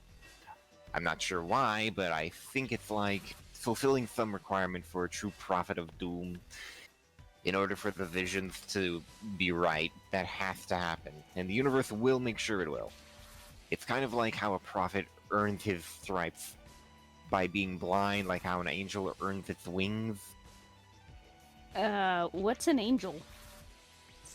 Some terrible mythical demon with these awful feathery wings. Yikes. Paradox Space uses them to usher in the end. How does it know what angel to use? Huh? Hmm? So yeah, we will all die, but most especially me. End of story. But don't take this the wrong way, but how can you be totally sure about all that? How do you know some of the real visions you're having aren't getting kind of tangled up with sort of the way you are about yourself? What do you mean? Like how you get mopey and you're always the victim of something, and how sometimes you think you suck when you really don't. Maybe that's clouding your vision? Okay, that's just some personal, private, emotional issues, and I'm dealing with that. And honestly, I'd appreciate if you don't always throw it. And honestly, I'd appreciate you not always throwing that in my face every goddamn opportunity you get. Like, this is a big circus act to you, and that is your special clown pie. See, God, so sensitive. Seriously, talk to me as... Seriously, talk to AA. She'll elaborate everything. You and she are pretty tight, aren't you? Not really anymore. She used to be a lot of fun. But now talking to her, I don't know. It just somehow always makes me sad. Okay, well, tonight's not about fun. This is serious. Deliriously so. We are in... We are in serious shit-stained city. Screw you and your shit stains. I will have a fucking blast and you can't stop me. Blue team scum. Oh shit, it's on. Fucker. I am so sorry about how Solix types. Yeah, it's okay. I have to pause for Terezi too. Yeah, you have to sit there and really think about it. But He you guys are looks doing like really I'm not well used to considering thinking. how stupid they write. Processing, yeah. Look at this baby Processing pain. Ow. girl. Processing troll quirks. That Okay, that was completely meaningless. What was the point, whoever you are? Solix, deal with Apocalypse Arisen. Oh, Lilin! Hi, I found the button. Alright, there you go. Did you set up the teams? Still working on it, but yeah, more or less. We should all be playing soon, and I guess leaving this dimension. That is what happens, right? Yes. So I guess you should be pretty happy when we finally get out of here. I don't know about that. Oh, will you at least be able to leave the voices behind? I don't know about that either. Isn't that kind of depressing? The thought that they might stay with you till you die? Not really. I'm okay with it. I'm okay with a lot of things, even our inevitable failure. Though it will briefly masquerade as victory. Wow, fuck, that was so much more depressing than the thing I just said. Drizzy was right, you are such a drag to talk to these days. He was right about a lot of things. Wow, what a mysterious thing to say. I'm so intrigued. Do me a favor and spare me your spooky conundrums tonight. You're kind of pissing me off. But you do like to talk to me. This is a fact, not a question. They told me. Oh, your sources have spoken. Relay a message for me. Tell them to go haunt a huge creaking bone bulge. Why do you like to talk to me? Oh, I don't know. Maybe because we're supposed to save the world together? I also talk to you because, in case you haven't noticed, I despise myself and perpetually seek to duplicate through emotional pain the cacophony of physical pain my hideous mutant brain causes me every day. Oh my god, I just had a breakthrough. Thank you so much for this. It was great. That was a joke. Here, type ha. Huh. Now type it again. Huh. There you go. You are now officially the life of the party. I just took an embarrassing video of you cutting loose there. Boy, I sure hope this juicy nugget doesn't wind up on the internet. Solix, I actually would like it if you were happy. Okay, thank you for saying though. You seem sad and angry all the time. What does anger feel like? I forgot. Have you ever been angry? I don't remember you getting angry about anything. Maybe I never was. I feel like I was, though. Once. Why don't you ask Carcat? He's way angrier than me. For that matter, why don't you get on, his case about it instead of mine? I think his anger serves a greater purpose. It's part of his destiny, and thus ours. It will help him to sabotage his own designs, which are very much in opposition to the broader purpose. It will sow the seeds of our failure, a failure which will, ironically, prove to be mission critical. If you think we're going to fail, why wouldn't you get mad about that? At the voices sending you down this blind alley the whole time. They never lied, though. This is how it has to be. I have to be totally honest, though at no point did I ever lie, but through omission. This game will not save the world. The fuck? And though it is still very important, even in our defeat, unfortunately it is closer to serving as the instrument of our people's demise than that of their salvation. And we 12 will behave simultaneously as the pawns and the orchestrators of the great undoing.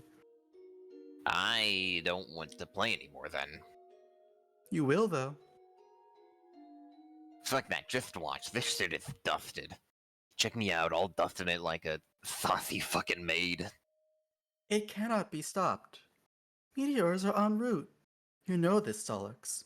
Who cares? I'm yanking the grub tube on this overpunctured bitch. I'm telling Red Team Leader to forget the whole thing. I'm quitting as Blue Team Leader. If you want to shamble through this macabre fantasy of yours solo, be my guest. You are never going to be the team leader, though. Which is to say, the first to enter. Are you messing with me? You do realize I'm psychic, too. I could pull so much trippy shit out of my spinal crevice it would make your head spin like Dervish in a fucking blender. So get off your high hoof beast. I'm coming up. Huh? Up where? Hello? Solix aboard. Alright, Solix is now spamming everyone. So, there you go. Solix and Terezi real quick. Hey, change your plan. We aren't playing this game anymore. You don't have to bother recruiting. Sorry to waste your time. Yeah, I'm not the leader anymore. Karkat is. He is? He threw a tantrum about it, so I let him be the red leader. Okay, that was fairly predictable, but that's fine. I'll talk to him about it. Why, what's going on? Nothing. This game sucks and is full of shit. Sorry about all this. Huh? Alright, there we go. Hey, change your plan. We aren't playing this game anymore. Hey, guess who the red leader is? It's me. I'm the leader. I said it backwards, I don't care. You plan to cripple your rival team has failed. I know, she told me, I don't care. The game is bad news, it will cause the end of the world, not stop it. So forget it, just go back to whatever you were doing, writing your shitty code or whatever. So pathetic! This is yet another feeble attempt to weaken your opposition. Terezi and I have already established a connection, and we are making great progress here. We are a great team, and I am a fantastic leader. We will beat this game in no time, while your team is clearly still asleep at the thorax. Oh god, no you idiot, I don't care about the game anymore. I just quit. I'm not playing, you should too. Amazing! You're either being really persistent with this transparent ruse, or you really are just that sad and incompetent. Neither case deserves my respect or my friendship. In fact, you know what? Friendship canceled. Oh no, friendship got canceled. There, it's official. Bye-bye friendship. Everybody gangsta until the friendship gets cancelled. Oh, like you haven't said that like a billion times. You aren't in any position to question my competence. You're the worst programmer I've ever seen. You don't know anything about computers. Why do you bother? The only thing you're good at is yelling and making huge mistakes. And being ugly and horrible in every way and having your stupid little nubby horns. To be honest, I don't see what's so great about your programming or hacking. What is a hacking even? What is a hacker even? Just some smug asshole in movies doing fake things and making up words. It's not even a real thing to be. It's just some bullshit title you give yourself so you can feel just a tiny bit less loathsome. Oh no, more childish burns. I don't even have to prove anything to you. I don't have to prove anything to you. I'm a great hacker, period. No, it's also clear now. You were a fraud all along. What does all this nonsensical code you wrote even do? It's all nonsense. Like a bluff. Give me a second.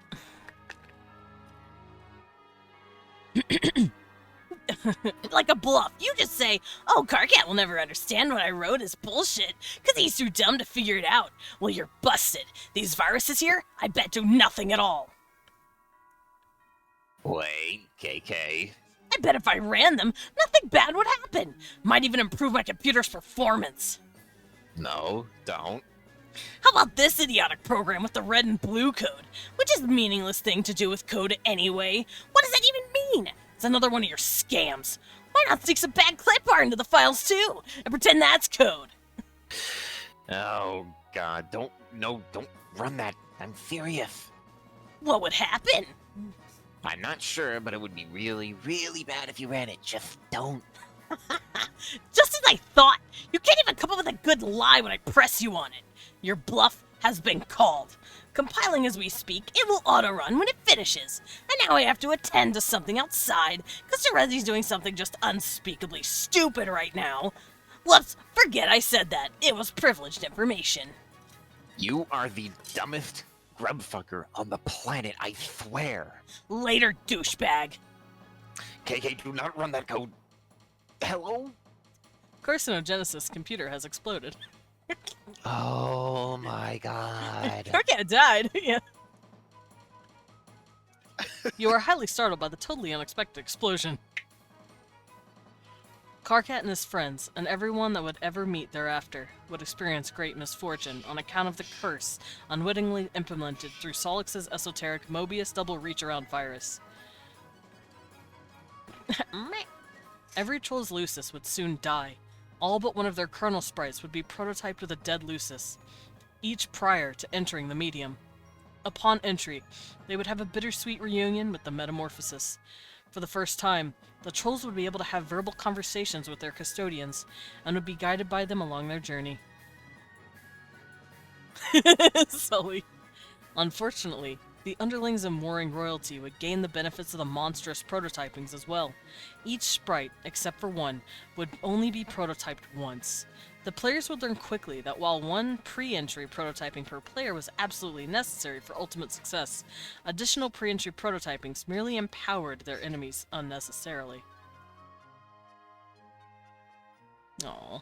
The game has no explicit rule that demands something dead for prototyping, but in practice, the kernel sprite has particular attraction to the deceased or the doomed. Across every session ever played, exceptions to this pattern are extremely rare. Solix, Lament. Why did you send Karkat that code? It was such a bad idea! You suppose it was a boastful gesture to get a friend to think more highly of you, but why would flaunting your superior skills accomplish this? It was foolish! You ought to wipe all these clever viruses you wrote off your computer. They can only bring more trouble. Solix, delete. While deleting your virus folders, you pause on one oddball file you have lying around. You did not write this virus. You copied it from an obscure server, far beyond your planet's global network. This application is running on that server perpetually. Hi, Cecil. It is an extremely simple till-death program.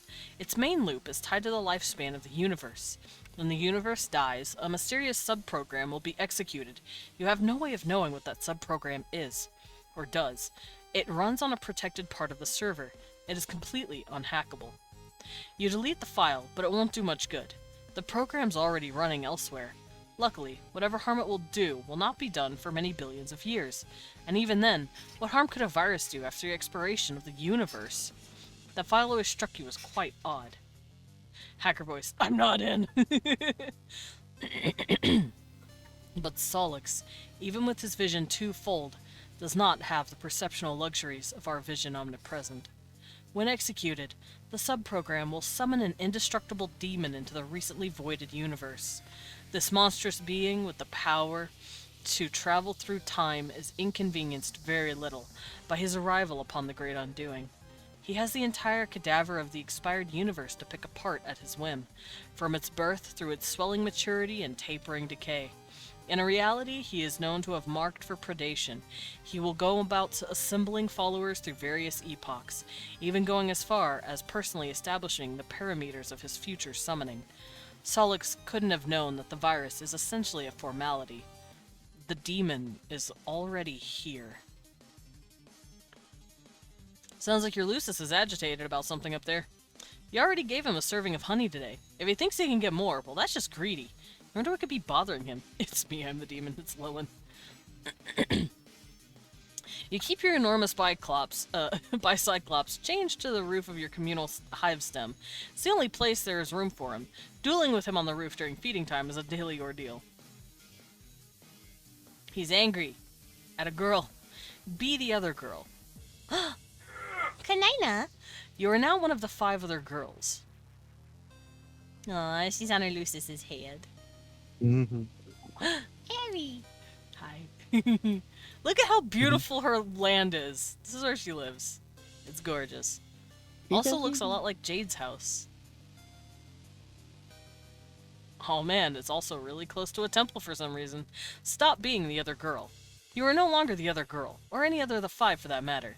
What's the name of this dude sitting in his 4-wheel device? Yeah, it's very hop around for a bit with the trolls. Enter name. Your name is Tavros Nitrum. You are known to be heavily arrested by fairy tales and fantasy stories. You also have an acute ability to commune with the many creatures of Alternia, a skill you have utilized to capture and train a great many. They're all your friends, as well as your warriors, which you pit and battle through a variety of related card and role-playing games. Pokemon! Which you... You used to engage in various forms of more extreme role-playing with some of your other friends before you had an accident. You like to engage in the noble practice of Alternian slam poetry, possibly the oldest, most revered, and certainly freshest art form in your planet's rich history. You have a profound fascination, he raps. You have a profound fascination with the concept of flight and all lore surrounding the topic. You believe in fairies, even though they aren't real. Your troll tag is Audios Toreador, and, speak in a sort of, faltering manner. What will you do? Cut to the chase and play card games immediately! Poof! You kickstart a rousing match of Fetus-Spawn, which is the only friend you've got to play with in person. Your loyal Lucis, Tinkerbell! I love Tinkerbell. You take a look at the favorable hand you dealt yourself and crack a mischievous smile. With a host plush at the ready, you quickly lob an Ogoni bomb? Oguni bomb and catch your adversary off guard. Oh man, it's a fucking face hugger. Me. Weak. It's a literal face hugger. Yes, this is an alien reference. Tinkerbell is my spirit animal. Tinkerbell is beautiful. I keep getting ready to talk, goddammit. Yeah. That's because, Aradia is kind of running around doing her own shit. Boop! Herceroni, I choose you! Command faithful steed. While the brooding whinny, Horseroni shuffles his mighty hooves and makes short work of the fetus sucker, boosting his vitals. Horseroni is now primed and rearing for battle. Look out, Tinkerbull! Horseroni, spawn tech at Slumber Buddies. Oh no. You use your awesome bestial communion abilities and bend the ferocious stallion to your whim. Tinkerbull can't stand the suspense. Nap time. Everybody wins. Horseroni gains a bunch of levels. In no time, he'll be ready to breed and you can put him out to stud. Good game, everybody. That was a lot of fun. Time to do some other stuff, you guess. Eepies! Yeah, they eepin'. This is how you get up your Recupera-kun when it's time to rest. It's kind of a production getting in and out. Hop in. You can't fit all the way in because of your huge horns. It makes it hard to get any solid shut-eye. Oh great, now you're covered in slime. Why did you do this? You're gonna have to change your clothes. There goes another solid hour down the tubes. Ah damn, there goes your four-wheel device down the ramp. That happens a lot. Take Lance. After a major cleanup rigmarole and a lot of crawling around your respite block, you equip your Jousting Lance. You like to practice your jousting outside. One day you hope to prove yourself worthy of recruitment into the halls of the dreaded Imperial Cavalreapers, assuming you are not slated for culling first on account of your disability. Or really, any other arbitrary reason. Dude, they'll kill you for fun, like they're crackheads. Admire posters. You will over to your favorite poster featuring Pupa Pan, which is your favorite thing. You've always fantasized that one day intrepid young Pupa would, yes, it's Peter Pan, would come and take you away, and together you will fly to a beautiful paradise planet of legend that has all sorts of fanciful stuff like pirates, treasure, a cruel villain with a missing arm and a missing eye. And these weird aliens called Indians. You have left your window open since you were very young, just in case Pupa stopped by one night and decided to splash a pinch of special stardust in your face. You have had this interest far prior to your accident. Being paralyzed isn't what made you want to fly. That would be dumb and it would make no sense.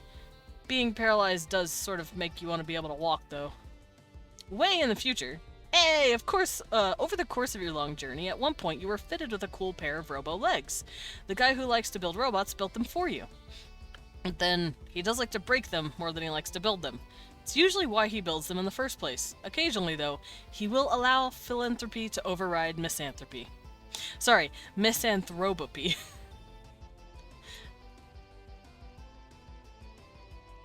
You were lucky enough to have a friend who didn't mind getting her hands dirty on account of your best interest.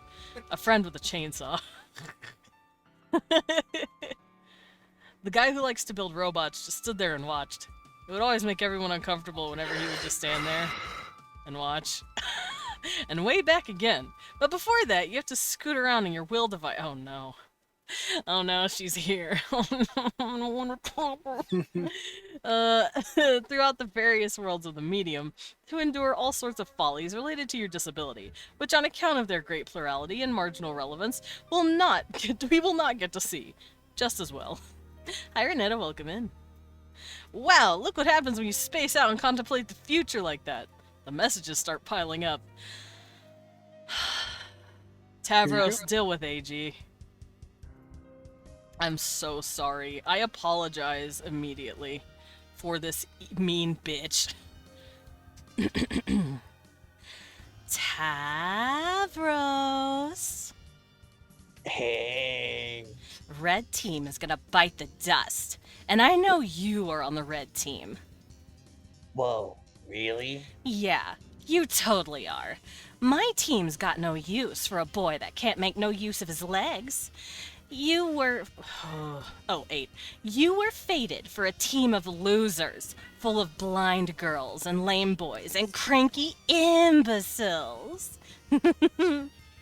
Okay, you're probably right about that. But I shouldn't be talking to you. Oh? I promised I wouldn't talk to you anymore. What? Promised who? How did... Rufio? Oh my god. Who's that? I hate this guy already.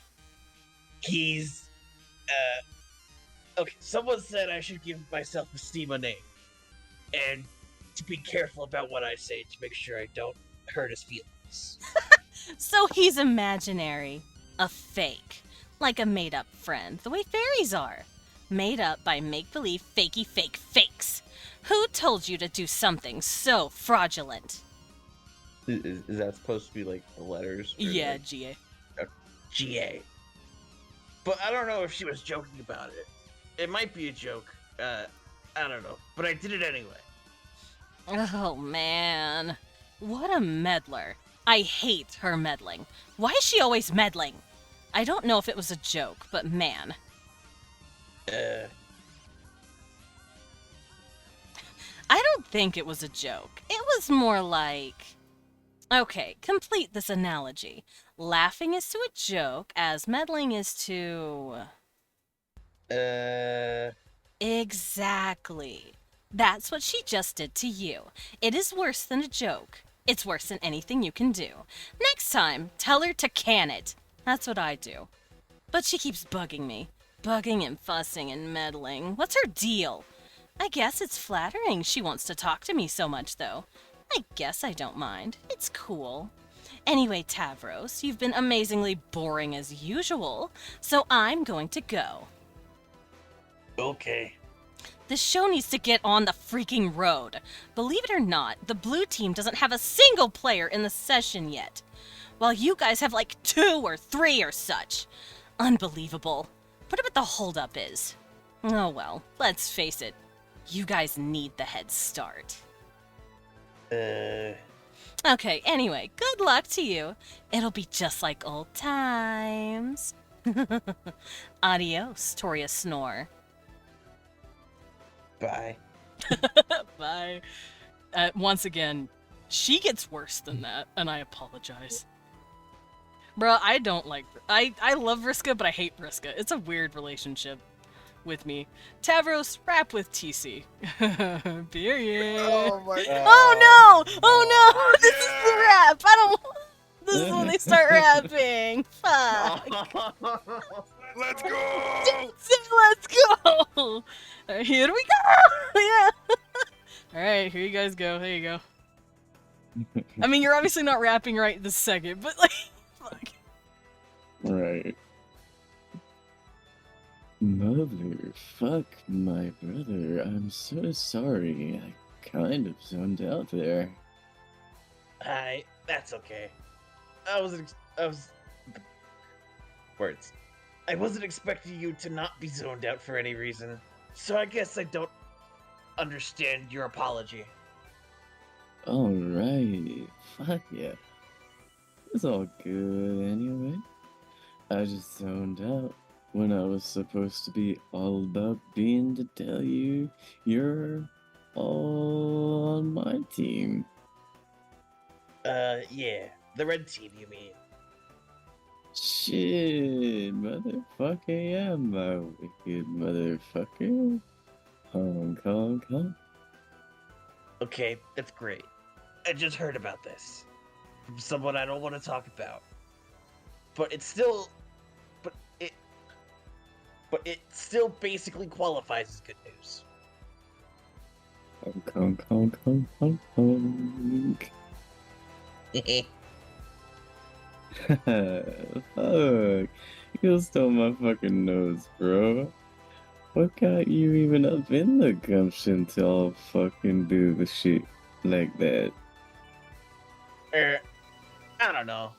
It's just kind of the obvious thing to do. Stick the circle in front of the dots and behind the bendy one. Plus, oh yeah, my horns.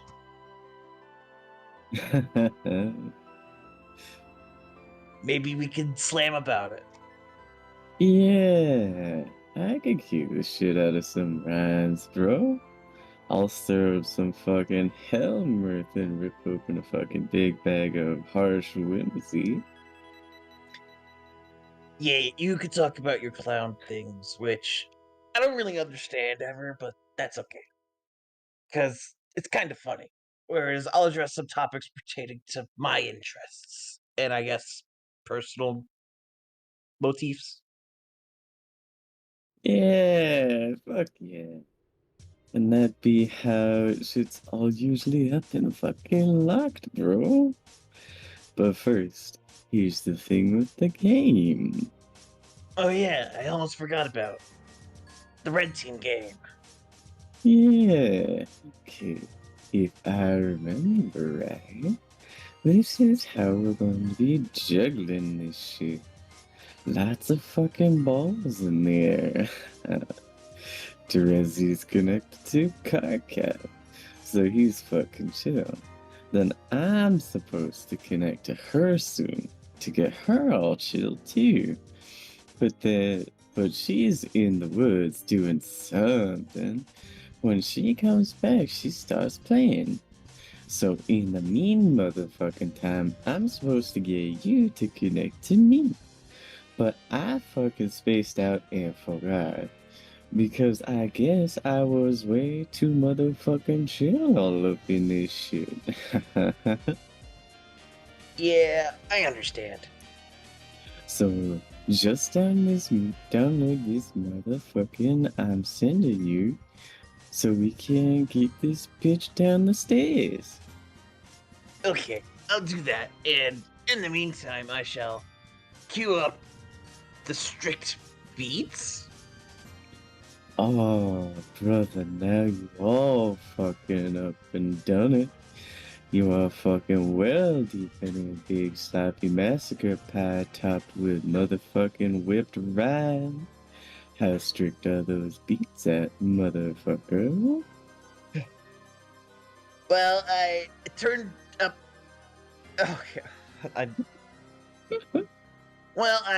turned up those bitches to pretty stern. Set beats to lecture, and I'm kind of going hog wild on the Imagine. curmudgeon knob, which I pretty recently installed. God damn!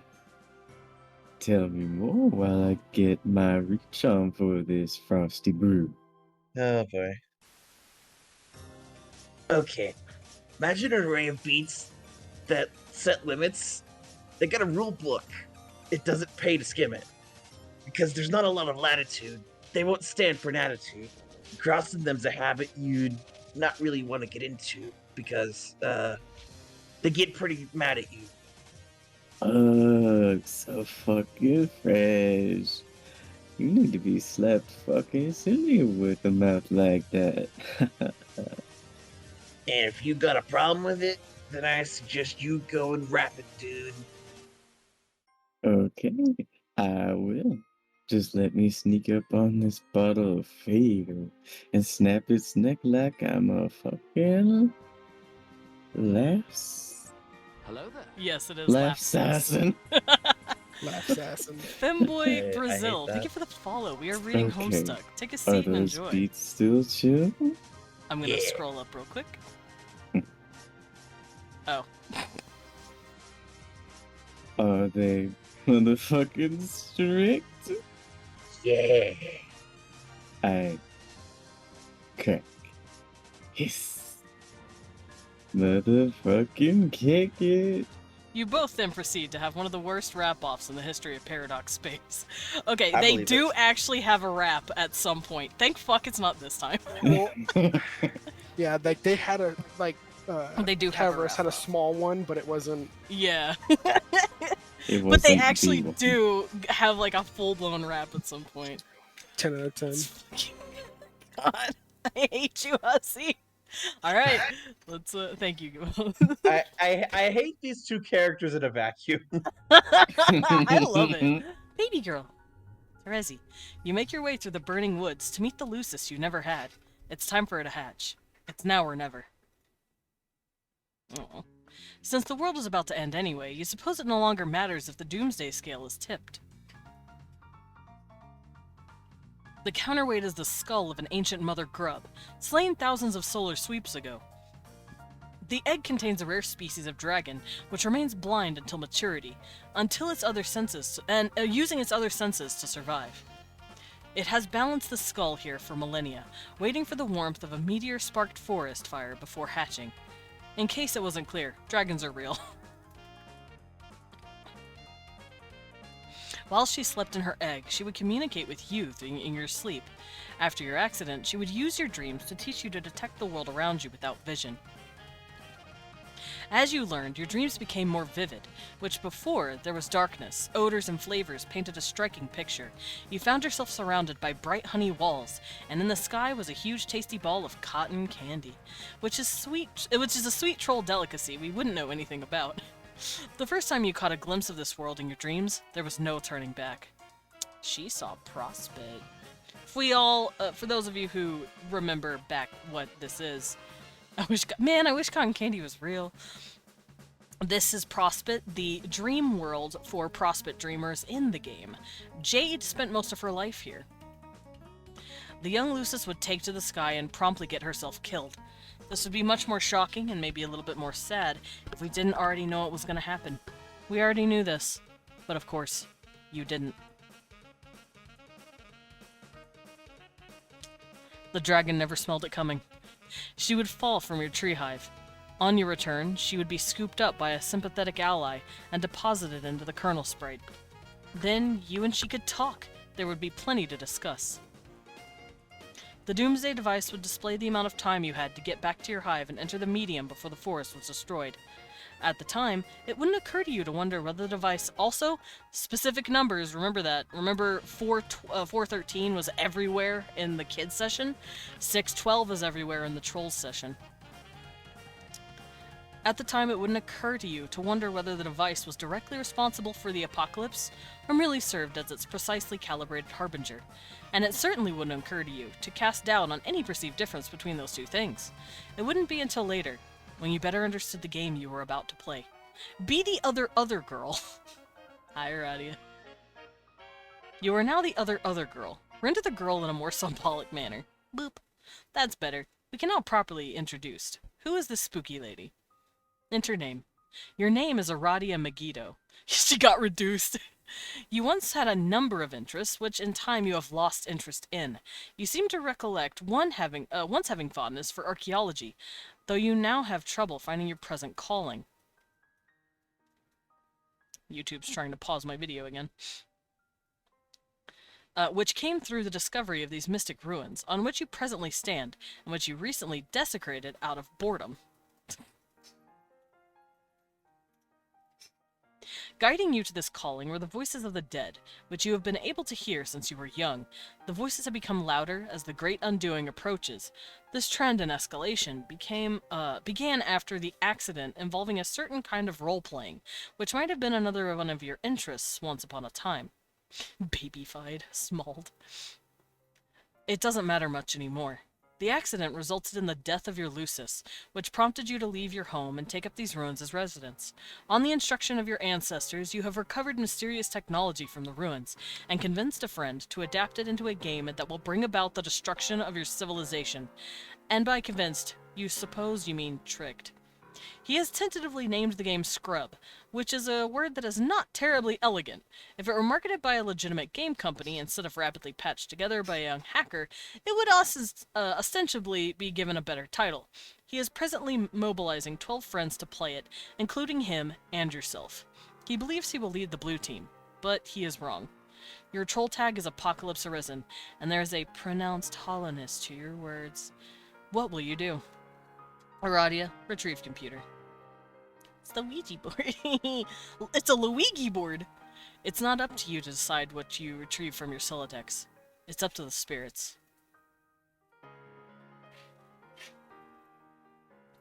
Help, Ouija. Looks like the spirits are being cooperative today, if a bit cryptic, as usual.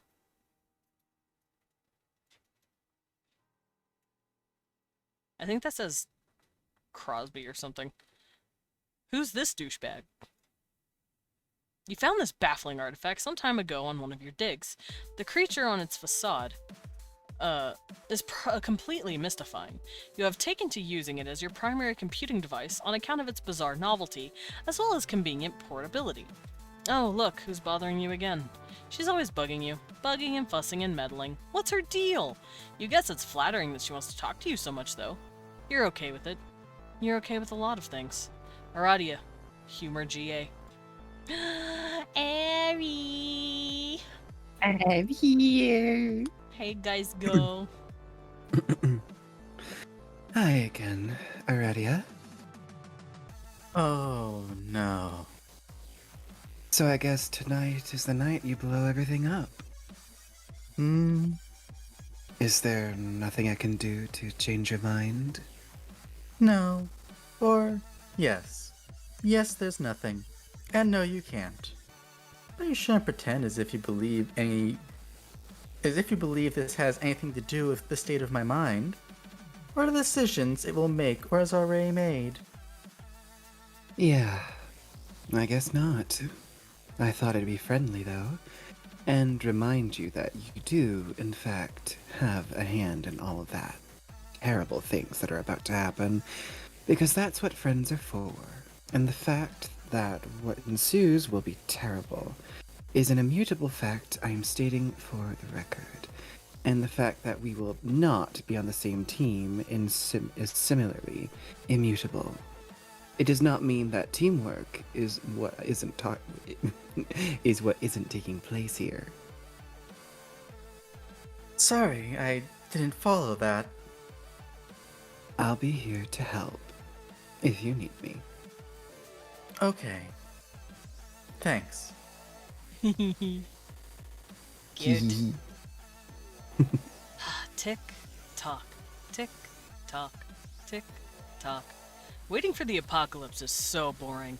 I guess we'll check on Solix to see how he's coming up with those teams. Aradia, check on Solix. Oh, we've already read this. It's when she's like, did you set up the teams? And then she came for him. Those things that I said. Yeah. And then you went up. Aradia, go up. Oh no, the poor creature. You wonder what she wants. With all these girls bugging you. Bugging and fussing and meddling. Aradia, get bugged by AG. Aradia. Oh boy, that's way too many of the same letter in a row twice. I know. So, what about, we're about to get started, right? Have you tricked Solix yet? Do you have Mr. Two Eyes all befuddled and flustered in your web of lies? Or Mr. Four Eyes? I don't know. Which nickname do you think would be suitably derogatory in this case, Aradia? How about 8 eyes? -7. I didn't trick him. It's not like that. Okay, whatever. The point is, once you have pulled the finely woven silk mesh over his dumb different colored eyes, you and I will start playing the game and be the blue team leaders. That's how this will work out, right? Wait, do you mind if we're co-leaders? I forgot to ask. I just assumed it was okay with you. I don't care. Great, that's the spirit. And when I bring you into the game, whatever the hell that means, then we can send each other stuff, right? This is how this works, right? Yes. Awesome, because I have a present for you. It's a surprise, and it's gonna be great. From me to you. Just for me alone, and no one else. I can't wait to see the look on your face when you see. Okay, well, I'm sure it will be very thoughtful. Hey, speaking of which, what will the name of our team be? The blue team. No. I know that. I mean the name of our team. You and me. Just us. I haven't given it any thought, nor did I think such a thing was up for consideration. But if you want to pretend we both have a separate team together and name that team, then knock yourself out. I just thought it would be really fitting. Kind of like a fresh start, you know? I don't know. What are our shared interests? I guess I never really thought about this. I guess I'm just used to thinking of you as the enemy. There must be some overlap in profiles. Come on, let's brainstorm. Man, it'll be great. We'll be unstoppable. Surely you must admit it'll be nice to rebound from the Team Charge debacle. I never think about that anymore. Oh man, I'm so dumb. Here I am, running my mouth and opening up old wounds while at the same time trying to make amends. What an idiot. It's okay. Hey, speaking of which, that loser isn't going to be on the blue team, is he? Which loser? Your old team buddy. No. Oh, thank fucking goodness. Talk about dead weight. You made the right choice, leader. Co-leader. Wink. I didn't exclude him for that reason. Or at all. You're just not getting it. You never listen. Ugh, man, now I've got this huge beef grub lodged in my nook just thinking about him. I'm gonna go give him a hard time. Let me know when you're live. Later. Doo-doo. Don't do that, it's really childish. Wow. Be mysterious Spider-Girl. You try to be the mysterious Spider-Girl and fail. She's way too mysterious for you to be her yet. Seriously, what's up with those glasses? What's up with that robot arm? What's her deal? She guesses it's flattering that you want to be her, though. She guesses she doesn't mind. It's cool. We'll learn all about her a little later. Solix, get back to Aradia.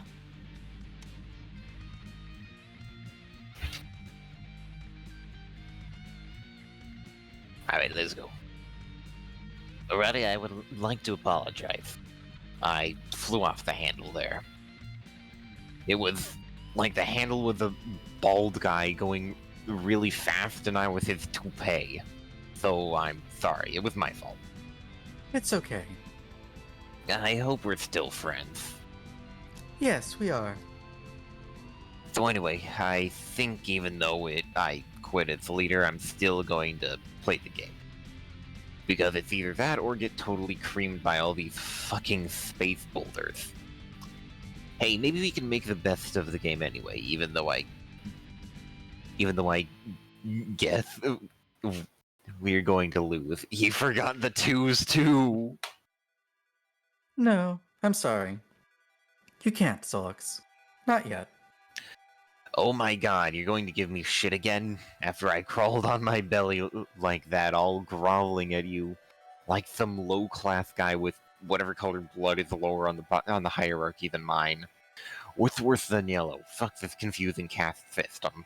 Anyway, screw you, I'm playing this game right now. No, you're not. Trust me. Wait, what's this? Are you hearing that spooky message from the grave? It is from my ability to give a shit, which just died. This is where you laugh again. Come to the window. Why? Because I'm outside.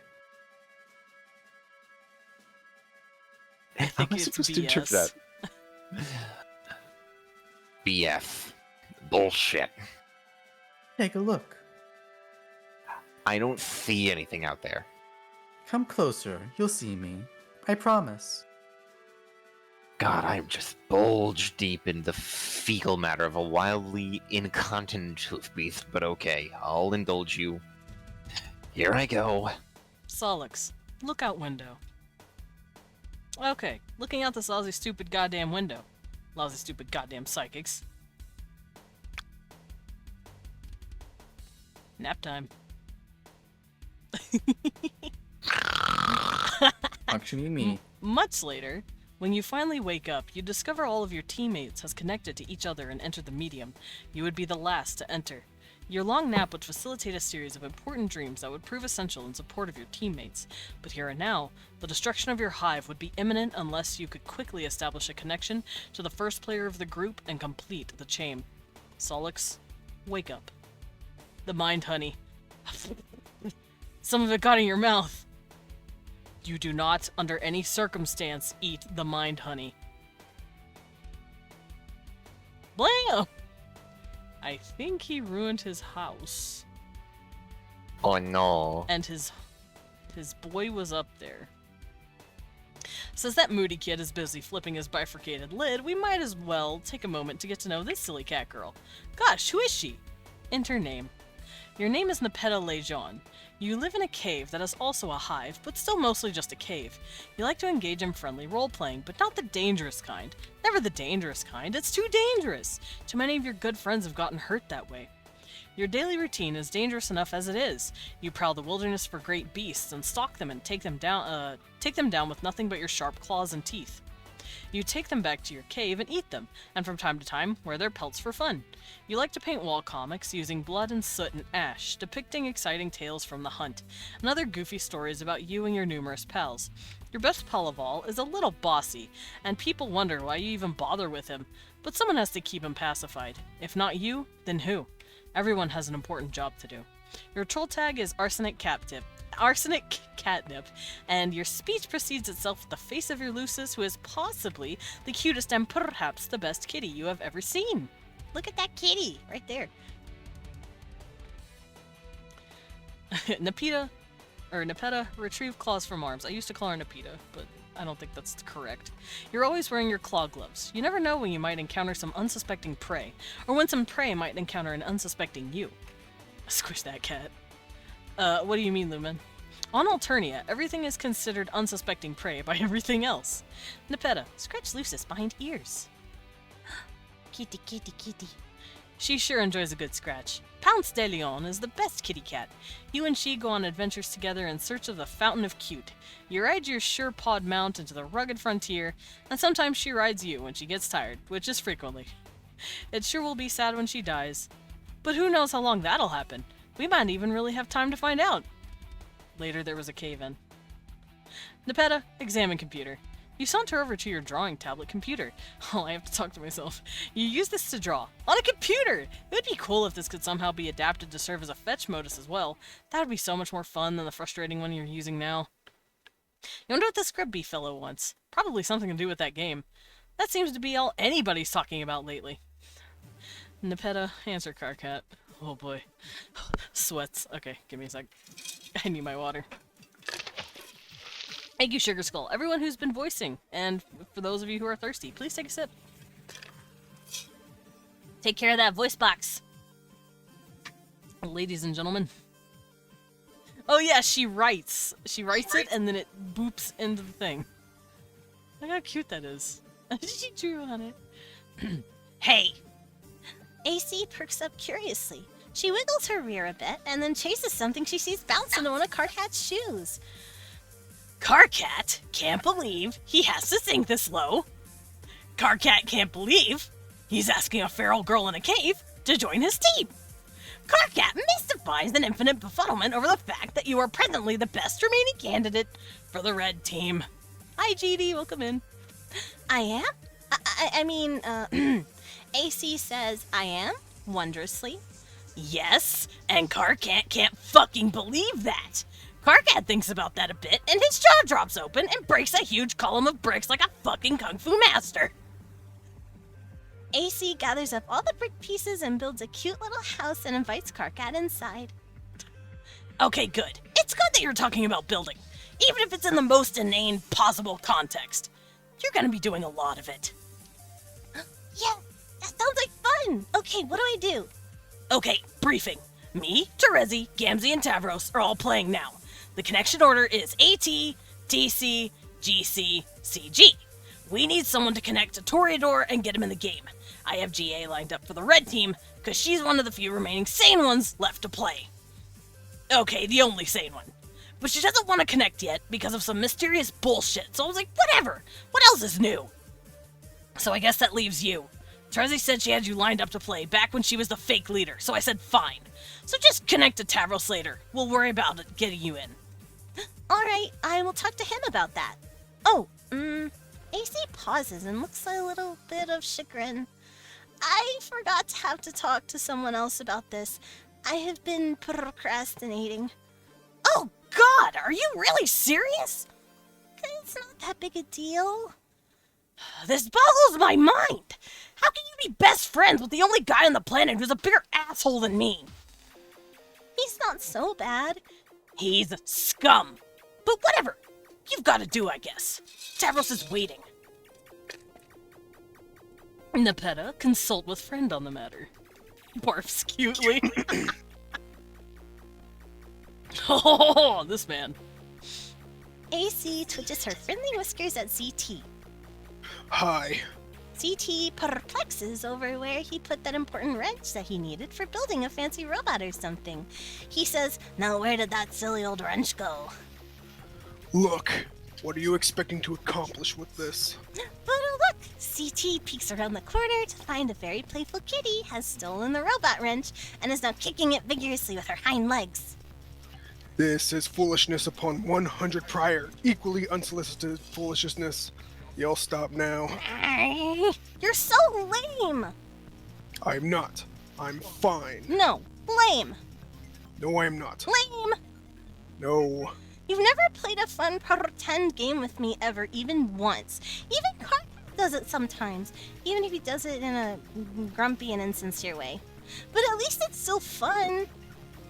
Yuck. Don't pollute my incoming data stream with his name, or any sort of excremental language you pick up from his ilk. I see right through your stupid act. Who are you trying to kid? Look how you go out of your way to use words that have X's in them so you can use your silly percent signs. Or use these absurd words that you can shoehorn a 100 into, even if it's not strictly replacing Lou. You're so transparent. I can't tell you like to play games. Deep down, you're a guy who likes to play games. I can smell a guy who likes to play games from so far away. With this nose, you have no idea. If you're looking for a loophole which you may extract concessions from me, you will have to look elsewhere. See? What the hell? Nepeta, what did I say about that awful language? I won't stand for it, and you will stop. Oops. Sorry. Your fraternization with the base classes have loosened your morals. Can't you see this? No, and I don't care. They're fun. And I don't know anything about classes or bases or blood color. It doesn't matter. What does green blood even mean? It doesn't mean anything to me, and it shouldn't mean anything to anyone else. Well, green blood is okay, but it's not great. Well, but that's why you're lucky to have me to look out for you. Because you don't know better, and you can't fight for the role the mother had in store for you. Rawr. You're such a hypocrite. You pretend to be so high and mighty, but I know you're not, and I know you like to play games. Look at that silly little bow and arrow you always type. It's always there, you never forget. Why would you do that if it wasn't a playful, fun thing? I am so onto you. My bow and arrow are highly dignified symbols. Oh, BS. Archery is among the highest and most exceptional crafts, held in the tremendous regard by the most aloof classes for centuries. You suck at archery. No. Yes. No. Yes. No, I don't. Yes. Have you even successfully fired an arrow? Like, actually got one to leave the bow? I think we need to stop talking about archery. Nuh-uh. Yes. No. We will stop talking about archery. The topic is making me sweat. Ew. You're so gross. No. You're the one who exercises distasteful practices. No, that's you. Everyone knows you're a weirdo and a creep. That's why you're lucky to have me to keep an eye on you. No one else can stand you. You exterminate beautiful, innocent creatures by the hundreds. I can't condone such wretched behavior. Beasts are meant to be looked upon with adoration. But I eat them. I don't kill anything I don't eat. That would be mean. I guess that's basically acceptable in principle, but I still find it a bit unsavory. I think your habits are unsavory. No, they are not. Yeah. Huh? You're wrong about me, Nepeta. I do like to play games, but they must be extremely important games with very high stakes, not the kind played by translucent green wigglers who let loose their excremental surge hard in their wiggler bottom diaper stubs. And as it happens, I've arranged to play such a game tonight. Aradia and I have a private engagement to be co-leaders of the blue team. Oh, yeah? Well, just by pure chance, it happens that AC has a private and sneaky engagement to play this game as well. And by persnickety twist of fate, she'll be on the red team with her other great friends who like to play their childish diaper poop games. Absolutely not. Absolutely. I forbid this. You will take your position on the blue team with me. Hold on. Yeah, right. I'll take my position into this funny pounce ball and tackle you. That's nonsense. You're nowhere even remotely within my proximity that would be necessary to execute such a maneuver. AC rolls her eyes almost as hard as she is rolling around in this really interesting smell. The thought of you fraternizing with and abetting those stink-blooded hooligans strikes me as scandal beyond measure. I'm afraid you're too delicate to withstand that sort of corruption. It's forbidden. Nah. Yes, you won't. No. I will. You won't. You can't stop me. I am telling you not to, and you will be on my team. That is final. Quiet. Why do you do this? Why are you so confident about your stupid commands? Don't you know you can't actually tell me what to do? It's not like you even have any special mind powers or telepathy or anything. No, I do not. And yet, you will do as I say. Yes, well, we will just see about that. Yes, we will. You will join me on my team shortly. Stand by for further instruction. Yes. You're angry, and I appreciate that. But it doesn't matter. Discussion over. This is just Leon Desmond's normal behavior. Don't call me out like this. Don't call us out like what? He's just been Cecil's just meowing yelling all day. Oh. Stupid cute shit. Nepeta, give Tavros the bad news. AC curls up in Tavros' lap.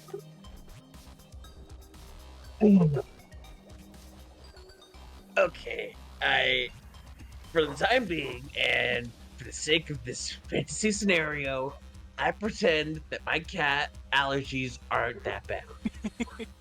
AC takes a long nap and then wakes up and frowns because she has bad news. Oh no, is what I say about the bad news with the nap.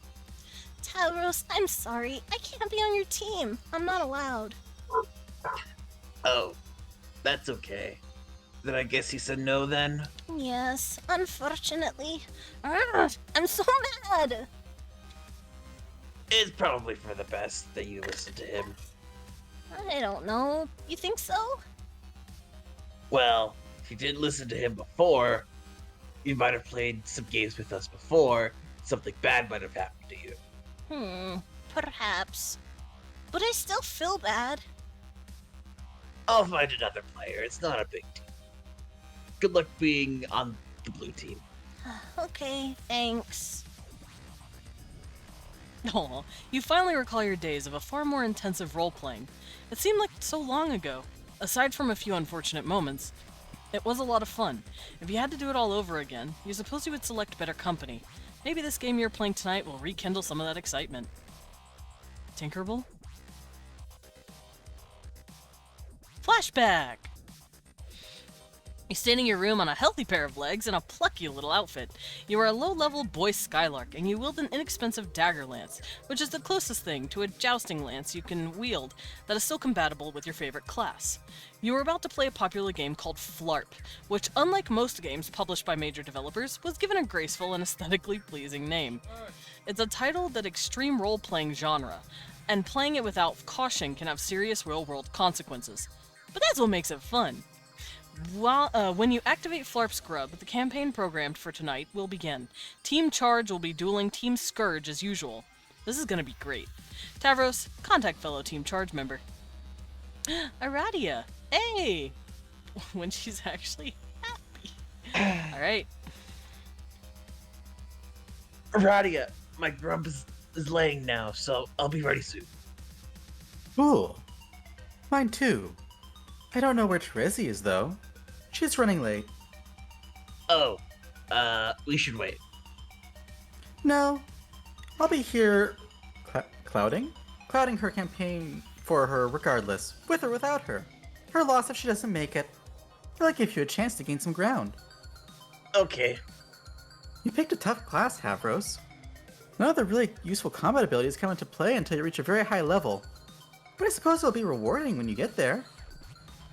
Yeah, I think you're right, but it's the class I think is most fun, and battle skills not all there to be a great adventurer.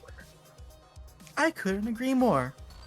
You might be the only flurper in the world who really understands the true spirit of the game. Everyone else is so aggressive and treasure hungry. But that's what makes beating them all the more satisfying. Yeah, I guess. Remember, your Clouder isn't going to pull any punches tonight. Don't fall for her mind games. I'll be here to assist, of course. If you're in trouble, don't hesitate to ask for help. Yeah, I won't.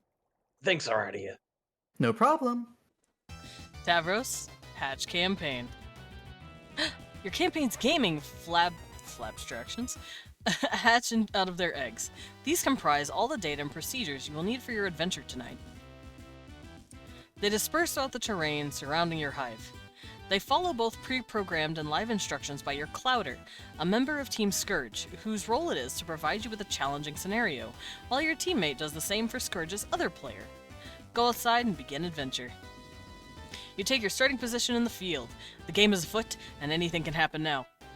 It's up to you to consult your maps and work with your teammate to discover the objective of the quest, find treasure, and slay monsters. Your StatBat has bonded with you. This keeps track of every attribute for your character, including vitals. While these attributes in principle remain abstractions, due to the fact that this is an extreme role-playing, they will always relate in some way to your real-life attributes as well. You've got to be careful out there. I love StatBat. I do too. It's like a little StatBat. A little later. Well... Hey, boy sky shit. Are you gonna just stand there all night? Make your move. Make your move. Make your move! I just think these monsters are too strong. Sorry, but they don't seem appropriate for this campaign. Weak! Weaky, weaky, weak! Wiki, is that a real thing to say? Yes, your blatant excuse making is the weakest lame that ever shit the coward bed. Roll your dice, make your move, advance or abscond. I can't abscond. There's no, absconding place. But absconding is what you do best. I ain't managed to cloud a scenario yet you couldn't squawk out of in a blazing trail of Cluckbeast feathers. You cannot hope to beat Tavros Nitrum and an abscond off. He is simply the best there is. That sounds flattering, theoretically. But I don't think... Hey, pipe down. Make your move. Advance or abscond. Advance or abscond. Roll, Tavros, roll! Okay, hold on, for one moment. There she is, being a bitch. Aradia, hey, are you there?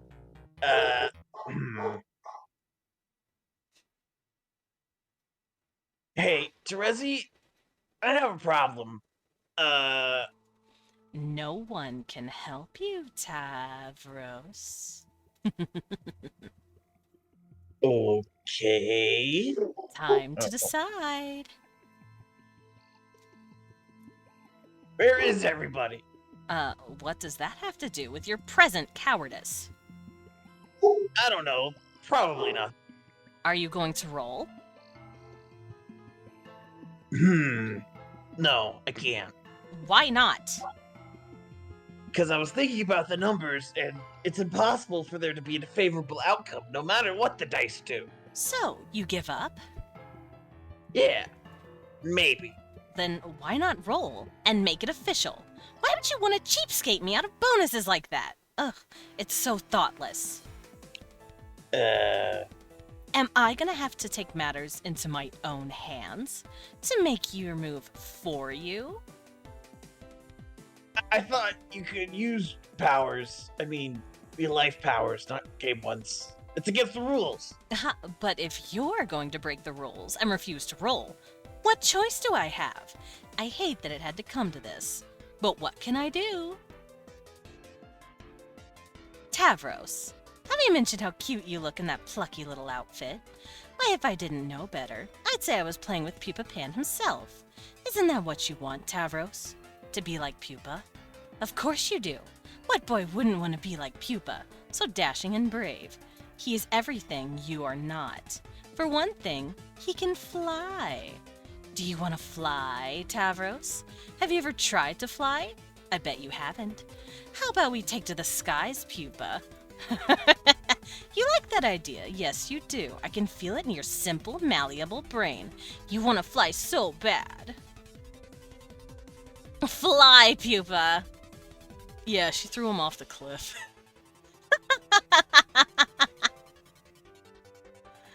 It's just her laughing. Adios, Toria, dumbass.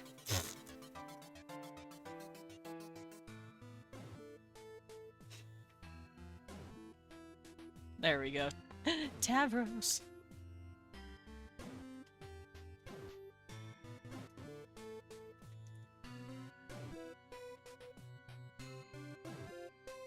Oh, Gilly, you're muted if it's your turn. Eevee. She just jumped me off a cliff with my brain and my legs also, and now they feel invisible. Wow, I'm sure there was a better way to say that. Anyway, that's really all there is to report on the subject of me getting hurt. Hey, asshole! Stop playing games for girls! Fucking Carcat's a piece of shit. Back in the present. Alright, Carcat is yelling at Terezi. Oh, we've already read that. We've read this conversation that he's had with her. Oh no, I have to talk to myself again. That's fine. Carcat, you're the one that hurts my voice the most. Psst! Hey, brave leader. Oh my god, why are you talking to me? Can I join your team? Yes, I'm glad you asked, because there's a wide open slot for the most vile, backstabbing sociopath who ever lived. You really helped me out in a jam by stepping forward. Vile backstabbing sociopath. Carcat, did you copy and paste that phrase directly from your personal ad describing what you are looking for in a lady? More cagey cutesy bullshit. Like I'm not up to my lobestone with that already, having to deal with Terezi. But that must have been insufferable when you were a team. Your opponents probably all just tried to commit suicide. I don't know if I should say that. After a few minutes of putting up with your fangy grin drivel. That's probably how it all went down when the shit hit the thresher. That's not a bad guess. But man, Carcat, you are giving me a hard time. I don't see how we're supposed to be becoming friends if you recoil from my olive branch like I'm a twitching a mummified bovine phallus in your direction. Becoming friends? What the fuck? We will never be friends, moron. Aw, not even hate friends.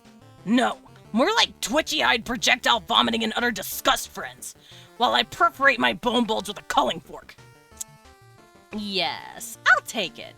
Get lost. Anyway, I was just joking about wanting to be on the team. I'm already on the blue team. Oh, really?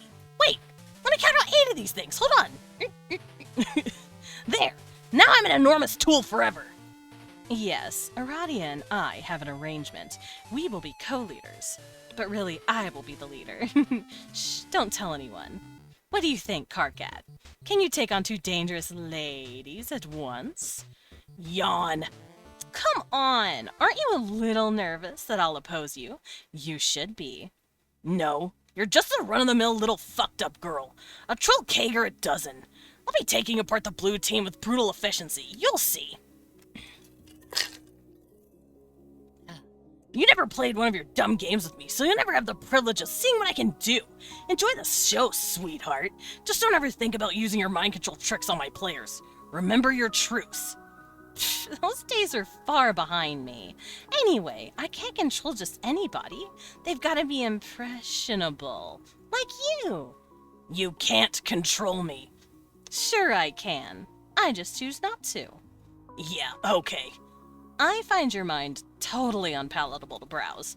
Looking into your brain is like pawing through a smelly dumpster, full of broken glass and razor blades. And poop. Whatever. Don't even try it. I've got the better Scourge sister on my team, and if you break your truce, you'll have to answer to her. The funny thing is, she was always way better than you, even without any powers. Yeah, that's right. I know your whole story. You were always jealous she could manipulate people so well, without resorting to cheap mind tricks. I can tell this burns you, and I can't even paw through your dumpster. Chalk it up as another infuriating victory for gutter blood over aristocracy. Aristocracy, that's how you say that. Oh, what's that? Nothing to say? Wow, speechless, I guess. You're probably crying right now. That would make my fucking day. Hey, look at me being the one to talk shit at warp speed, then log off before you can reply. Bye, idiot. Karkat has ceased trolling. Karkat began trolling.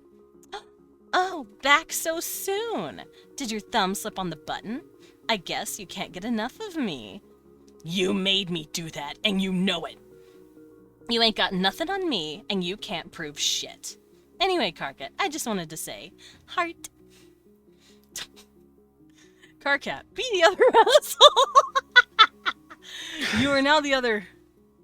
Oh. Oh, God. You decided that we could probably stand and delay this guy's introduction a little longer. Why don't we see someone else who's up to? Anyone! Hurry! You switched to a vague teaser of the final unseen troll in the nick of time. Baby girl. Aradia, go home. You head back to your hive to get the blue team session started. It's been a while. You revisit the remains of your quaint rural hive. Your laundering in the small excavation sites you dug up for practice are all overgrown with vegetation. You haven't been here since the night of the accident. On that night, you found your calling. The voices of the dead grew louder, urging you to return to the ruins you discovered not long before. You left so abruptly, you didn't even have time to bury your Lucis. But that's fine, because trolls don't typically bury their dead. Leaving bodies to be consumed by wild animals is more customary. Aradia, begin session. You have an arrangement to begin the session as co-leader with one of the Blue Bloods. You understand this player intends to make a power grab and take sole possession of the leadership role. Such subterfuge is typical of their caste, but you're perfectly okay with this. It's one of the many things you're okay with. You allow your co-player to take the lead and enter the medium first. You understand that the leadership role is essentially meaningless, aside from offering the distinction of being the first player to enter. You also understand that entering the game second was always your intention. Aradia, connect to server player. You have a server player connect to you, someone you personally selected for the role. The devices required for your entry are deployed. The kernel sprite awaits prototyping, but unlike all 11 other players, your dead Lucis is not available. You have to use something else. Aradia, Tier 1 prototype. Prototyping with the frog head before entering the medium would prove to be critical for later success. Just another of the many assurances whispered by the dead. You've long since stopped questioning them, or doubting the future significance of even spontaneous acts of frivolous desecration. Compelling your non-pulse server player to perform this task might have proven difficult. Luckily, your telekinesis, an ability greatly magnified through your calling, would be sufficient to move the massive object, whereas the game cursor likely would not. Your server player simply watched in mystification. She really just had no idea what the hell was going on.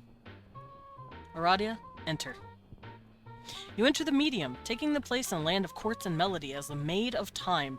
Meanwhile, your client player has been exploring another world. The Blue Blood has a present for you. The present cannot be duplicated via alchemy at this stage of the game. It would cost too much grist, a detail which this player has not been aware of. The player would have to progress to the second gate of their own world, arrive through the gate above your hive, and deliver it in person. Facilitating this delivery was one of the reasons why it was important for you to enter second. Your server player's confusion is the only part due to the learning the ropes of a new game. There is more significant reason for her befuddlement. While she followed your advice and went through the simple motions of game setup, at no point were you visible on her monitor. She saw your damaged hive, she saw the alchemitter and other devices she deployed. She saw the strange computing device on the floor, bearing the visions of a species she didn't recognize. She even saw a great big stone frog head fly through the air all by itself and become the frog sprite. And though she would ask why, and you would always delay the answer, the fact remained, she couldn't see you. Aradia, Tier 2 prototype. She couldn't see you up until the moment after the sprite's second prototyping, because you were dead all along. We are completely blown away by this stunning revolution. Wow. Dead. Really? Like a ghost? Huh. Nepeta, interrogate Frog Girl. Quit telling everyone what I did! Aradia, I can see you! That is you, right? Yes, Why are you floating frog all of a sudden? I'm dead. My spirit merged with the frog sprite. Wow, dead. Really? Like a ghost. Huh. Well, I hope this doesn't make me sound dumb, but I'm completely blown away by that stunning revelation. You don't sound dumb. How did you die? I ignored the advice of a friend and made some bad choices. Oh, AC rumples up her nose in perplexement at AA's really vague and spooky answer. But actually that's good, because I kind of think I don't want to know. It makes me sad to think about. Okay. Nepeta, can you keep this a secret? Yes, I promise I won't tell anyone about it, and by promise, I mean promise. Just so you know I'm serious. Thank you. Ribbit. Whoops. I'm very excited. Aradia, be the huge bitch. Blah blah, huge bitch. Enter name. Your name is Vriska Circuit. You're a master of extreme role-playing. You can't get enough of it, or really any game of high stakes and chance. You have persisted with the habit even in spite of your accident. But then again, you don't have much choice. Your Lucis is very hungry. All the time. She can only be appeased by the flesh of young trolls. You cloud campaigns for teams of flarpers, utilizing your abilities for orchestrating the demise of the impressionable. Your victories supply you with treasure, experience points, and spider food. You're something of an apocalypse buff, which is something you can be on Alternia. You're fascinated by the end-of-the-world scenarios and enjoy constructing doomsday devices for the hell of it. You're drawn to the means of dark prognostication and the advances they offer, particularly in the gaming scenarios. Your abilities in this department were hobbled with the loss of your vision eightfold, and you have since sought alternatives through various black oracles. You consult with these ominous globes, but routinely destroy them in frustration over the puzzling guaranteed inaccuracy of their prediction. Breaking them has developed into a habit bordering on fetishistic, and while each of you destroy, you add to an insurmountable stockpile of terrible luck. You have to stop, but addiction is a powerful thing. Your Trolltaz is Arachnid's grip, and your statements tend to be just a little bit overdramatic. What will you do? Vriska, check out cool drawing on wall. Yeah.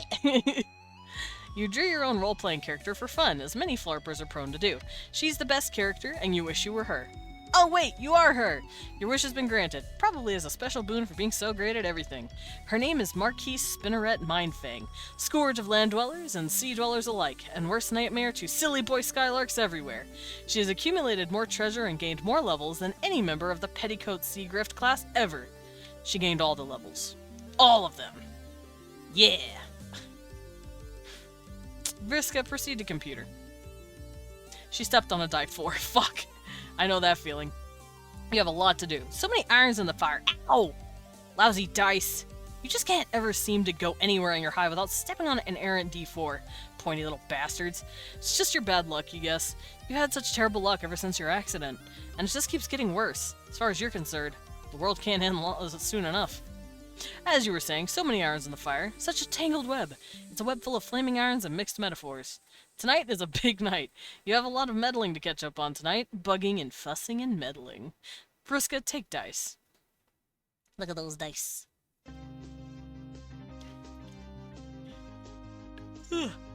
Sorry about that. I need air in my lungs, apparently. I'm also gonna get a sip real quick. To wet the whistle. You equip your enchanted dice set, the fabulous Fluorite Octet. It consists of 8 die 8 plunders from a ghost ship during a particularly challenging campaign. In ancient times, such weapons were employed by roving bands of gamblignants, deadly marauders with a passion for chance. They all died off, though. Too many crazy risks. Rolling the dice will execute a wide range of highly unpredictable attacks. Very high rolls can be devastating to even the most powerful opponents. Of course, with the luck you've had lately, you couldn't make a good roll to save your life.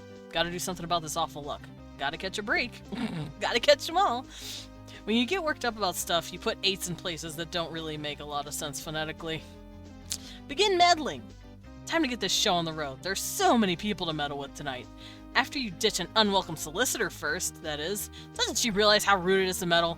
We'll fuss with her meddling later. What now? Oh. Him. You thought he'd washed his hands of you. Strange timing that he's bugging you tonight, after so long without a peep from him. Vriska, deal with this guy. Oh man, you can't really see it. I wonder why. Hello. Oh my god. Why are you talking to me? This is the last time we'll ever talk. Still sticking with the white text, I see. So smooth and stylish. Forget how much I loved highlighting it to read all the boring things you have to say. It's like a fun game for super extra dumbass diaper babies.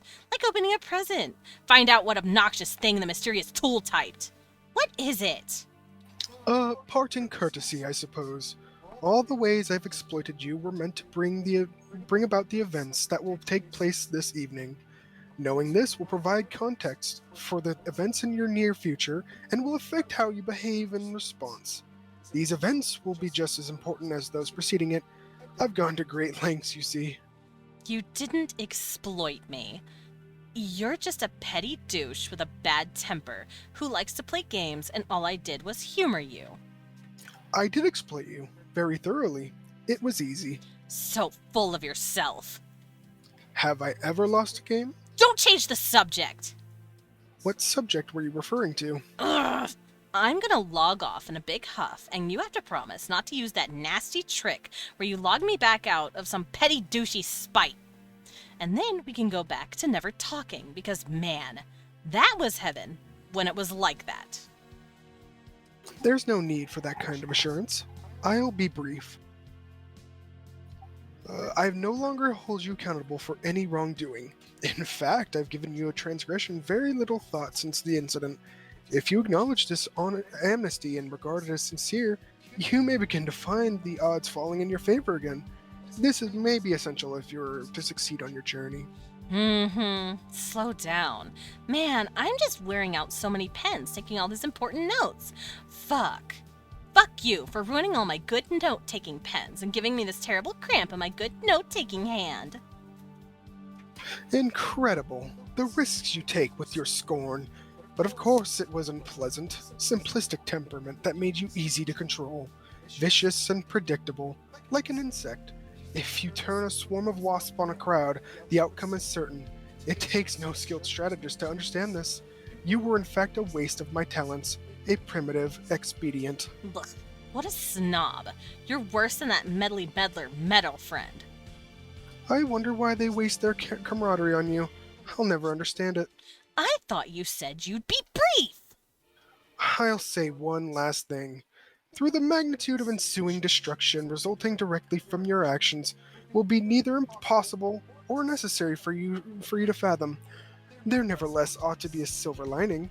The only question is whether you will live long enough to see it. I am not a gambling man, but if I was, I wouldn't bet on it. Goodbye. Bye, asshole. Oh, more hollow comebacks. As hollow and wishy-washy as the inside of these dumb black globes. What use is all that attitude against a guy who's never wrong? It's so depressing you can't even work up the energy to smash this stupid thing. Maybe you could stand to have some camaraderie wasted on you. Even it comes from a meddler metal friend. Vriska, indoor meddling. Kanina. What? Just wanted to know, is your Lucius dead yet? Lucius dead yet? Huh? What kind of question is that? Is this a trick? Are you trying to sabotage me? Are you in cahoots with someone? No. Cahoots, I say. You sure do seem to be saying cahoots. I'm just asking, 'cause mine's dead. What? Oh no, how did that happen? It was just her time. Really? Are you sure it wasn't sabotage? I would suspect sabotage if I was you. No, There was no plot or conspiracy or any trace of saboteurs. Operating through the special and magical union, one can only describe as being in cahoots with another. When a virgin mother grub abdicates and renounces brooding, her time will be relatively short. I always knew this. Aw. She was so cool. You had the coolest Lucis of anyone I know. I wanted to meet her someday. To meet her today. Okay, maybe you still can. Yeah, meet her corpse, I guess. That's not so bad a consolation prize. Seeing a big dead cool mother grub? Wow. You are so lucky. My Lucis sucks. Why did you ask if she's dead, anyway? Do you know something? They are all dying. Or are going to soon. I believe it's a preemptive conscious of the game you're about to play. If a preemptive conscious is a concept that can be said to hold any meaning. It's consequence. No consequence, thank you. Okay. Very hard for you to see. But from what I understand, if it is applicable in any sphere at all, then this game holds that sphere. Okay. I don't really get that. So you can just go ahead and think I'm some diamond flighty broad again. I wasn't going to think that. You know what I don't think. You know what? I don't think even I really understand what I just said, so never mind. Now you have me a little worried. Man, I hope she's okay. Why would this happen? This is just my luck. Have some died besides yours? And, you know whose, I guess. Yes, a few. Carcat thinks it's his fault. He believes his actions triggered an inauspicious chain reaction. You mean a curse? Sure. Wow. Between his curse and my shitty luck, we are so screwed. I'm not surprised to see you endorse his paranoia without hesitation. But I was attempting to illustrate a point in bringing it up. Whew, there goes another one, sailing over the idiot girl's head. Okay, lay it on me. These events are inevitably, and regardless of whatever emotional entanglements obfuscate their significance, they will ultimately serve an important purpose. The curse had nothing to do with it, and Carcat's notion of a curse is inseparable from his perception of events as intrinsically negative and as tailored to his personal dissatisfactions. And your bad luck is the same way. I believe, anyways. Okay. What would happen if you just cleaned up a bit? Don't you think it would step on a few less hard triangles? Why don't you try to help me and stuff? What's the point? It's kind of bothersome and insulting sometimes. So I have a messy room. Big deal. My luck fucking blows. It's got nothing to do with it, and you just don't even know, meddler. Why are you so meddly, Miss Meddlesome McFussyfangs? Because you're dangerous. No way. I'm just fine. Why don't you can it? Every time you tell me to can it, I think it's funny. I mean, it's just a funny thing to say, don't you think? It's okay to be dangerous. Lots of people are. And dangerous people can be really important. Maybe even the most important sometimes. But it just means there's got to be someone around to keep an eye on them. And if not me, then who? Everyone has an important job to do. Okay, so you're spying on me. Kinda creepy. Man, maybe you should get a life. Or you know, if you're so high and mighty and think you're so great, maybe you could, oh, I don't know, try and stop me from doing bad things. That wouldn't work. If I tried to stop you, you would regard me as an enemy, instead of merely as a nuisance. And that meant good, and what good would that do? So I'm afraid, McFussyfangs, it must be. Okay, great, fine. I'm gonna check on my Lucis now, because I'm starting to think you're full of shit, and I'm quite sure she will be quite fine. You're right. Anything can happen, I guess.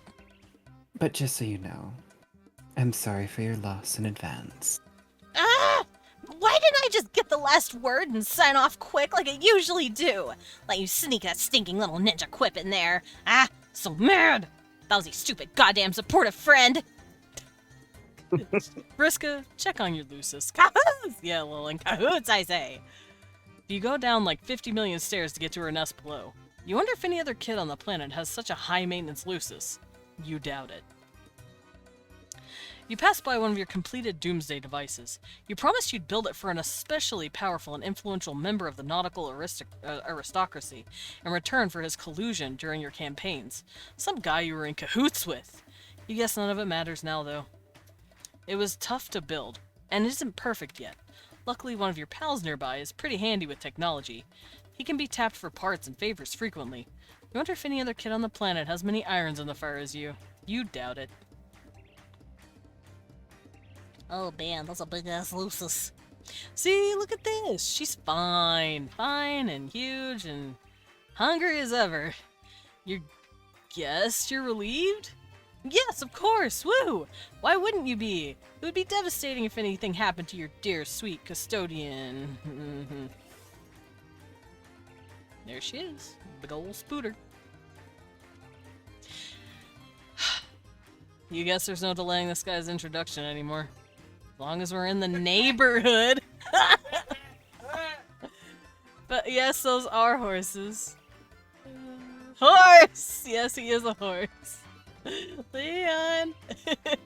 Your name is Equius Zahak. You love being strong. You are so strong, you would surely be the class of elite legion of ruffian annihilators, and while a calling would be quite honorable, you prefer to join the ranks of the arch-radicators, perhaps the most noble echelon the Imperial forces have to offer. Unfortunately, you suck at archery. You have not successfully fired a single arrow. Every time you try, you break the bow. You are simply too strong. You have broken so many bows, it has developed into a habit bordering on fetishistic. You have to stop. But addiction is a powerful thing. You have a great appreciation for the fine arts. Ah yes, the fine arts. Thank Naked God it's arts. blurred. Thank you, Hussy, for blurring that. You use your aristocratic connections to acquire priceless masterpieces, painted in the oldest and most respected Alternian tradition of nude muscle beast portraits. These striking depictions of the exquisite fauna native to Alternia remind you of the purest physical ideal that must be sought by anyone who professes a love of strength. While those of lesser bloodlines turn up their uncultured noses at such stunning material, it makes you furious. Practically everything makes you furious. You have so much rage, it can only be expressed through staggering quantities of physical violence. You build strong and sturdy robots, set them to kill mode, and beat the shit out of them in caged brawls. Sometimes you lose teeth, but they usually grow back. Your troll tag is Centaur's Testicle, and with your bow and arrow ever at the ready, you take exception to lewd language unbefitting of blue bloods. Equius has good taste in art. Horse cock! Yeah. Equius, check on Lucis. Now where did that craven excuse for a custodian go? It makes you furious when he goes missing like this. Probably off somewhere nursing his bruises. You swear, the old boy is made of glass. You're starting to get agitated. Arthur, where are you? Oh, there he is. He was just preparing an ice-cold glass of nutritious Lucis milk for you, with a thick foamy head on it, just the way you like it. You cannot hope to beat Arthur in a butler off. He is simply the best there is. I cannot beat Arthur in a butler off. I am a sham of a butler compared to him, and I am so sorry. Equius, thank Arthur. No, Lillian, come back. I'm sorry, I can change. You accept the frosty beverage and give the good fellow a grateful pat, as gently as possible. Seriously, he's like a soft summer peach. Oh, poor dude. Pat, pat. Equius, drink Lucis milk. Lucis milk is the secret to being strong. Actually, it isn't. You like to think that, though. The truth is, you're really strong because you're kind of a freak. You were chosen by one of the strongest Lucis species on the planet. It was the only sort of custodian that could handle raising you. Whoops, there goes the glass. As usual. And as usual, it sends you into a rage. Spilled milk quickly evaporates. He looks like a rivet head, kind of. Gotta do something to calm yourself down. Let off some steam. Equius, equip a bow. Oh, he ripped it. You mean equip. Oh, equip a bow. Yeah. You mean equip. A little archery practice ought to cool you off, but of course the piece of shit snaps like a twig the moment you pick it up. Actually, The feel of your brittle wood giving way to the astonishing might of your mangrid is starting to calm you down already. You equip your 1/2 bowkind specibus, which is pretty much useless. You also keep a plain old bowkind specibus in the event that you're able to fire an arrow someday, because a boy can dream, right? But for more practical purposes, you keep a fistkind card on hand. You stow them all in your Strife portfolio. Remember the Strife portfolio? It still exists. It doesn't stop existing or anything. Mangrid, yeah. Equius, answer. You proceed to have a conversation where we read all not that long ago. What mostly like, yes, no, yes, no.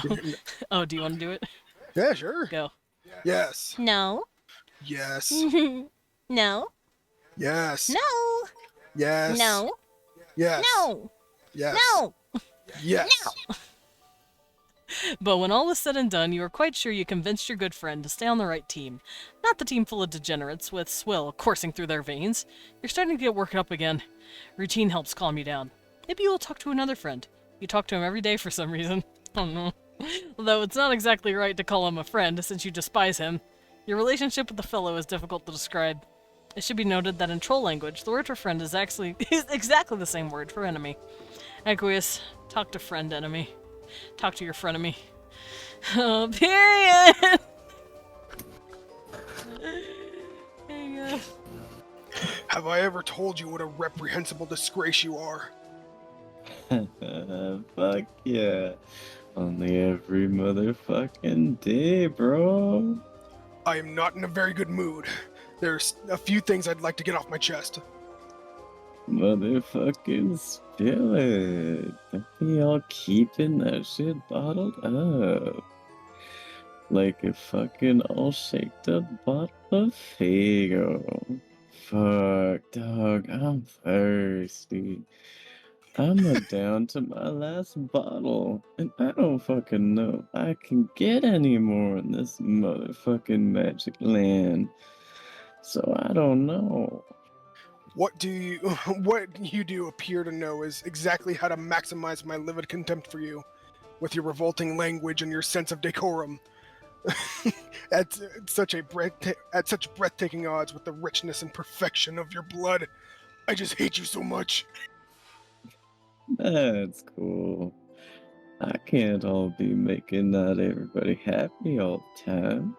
If we ever met, I could bake you a fucking pie and we could chill and maybe we'd be better bros that way.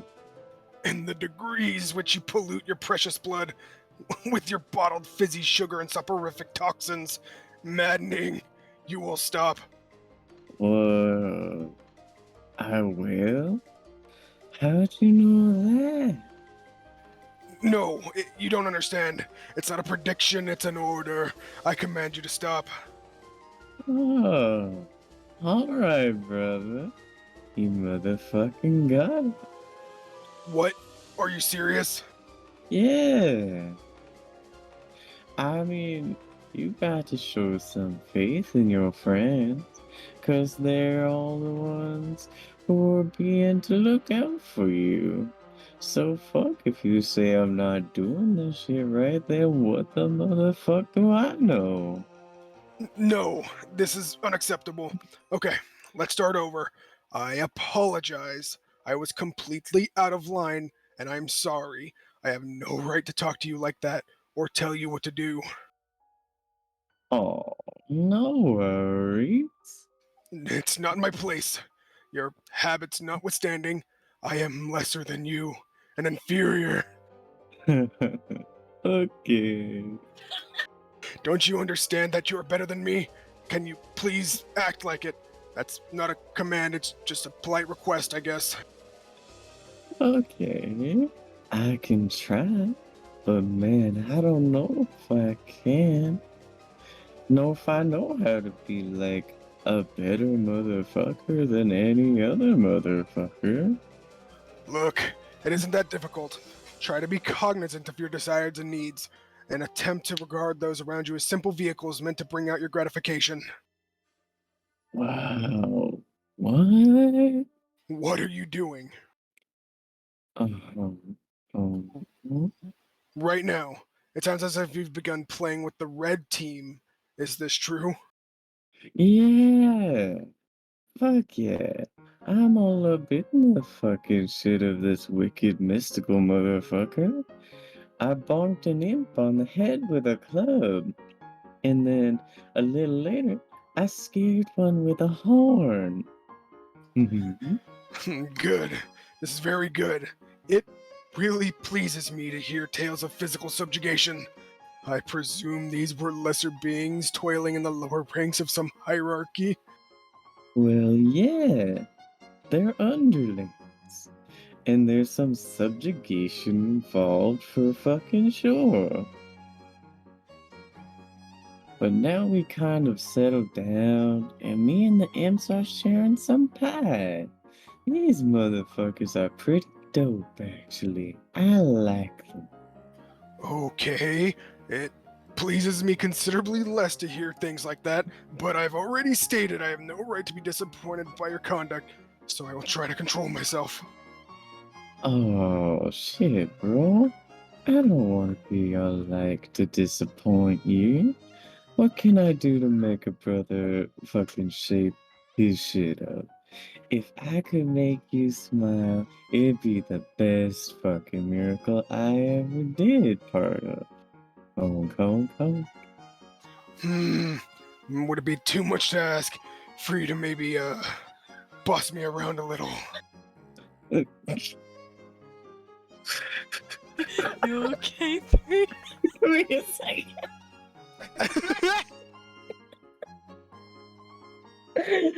Okay. Fucking hell.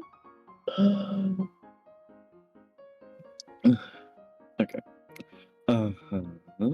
You mean like role playing? If it would help to couch it in those terms, then yeah, I guess so. But not the especially juvenile kind. Let's keep it serious and professional. I'll try, but I'm not much fucking any good at it, I think. Just say anything, as long as it's authoritative. Okay. Hey you! Don't go near the motherfucking ocean, 'cause I told you not to a bunch of times. Shit is straight up dangerous, and I'm getting harsh on about it. Decent. I don't live near the ocean though, so it's hard to immerse myself in the scenario. Alright. Well, what about... what about... What aren't... Oh, well, what aren't you all not supposed to do?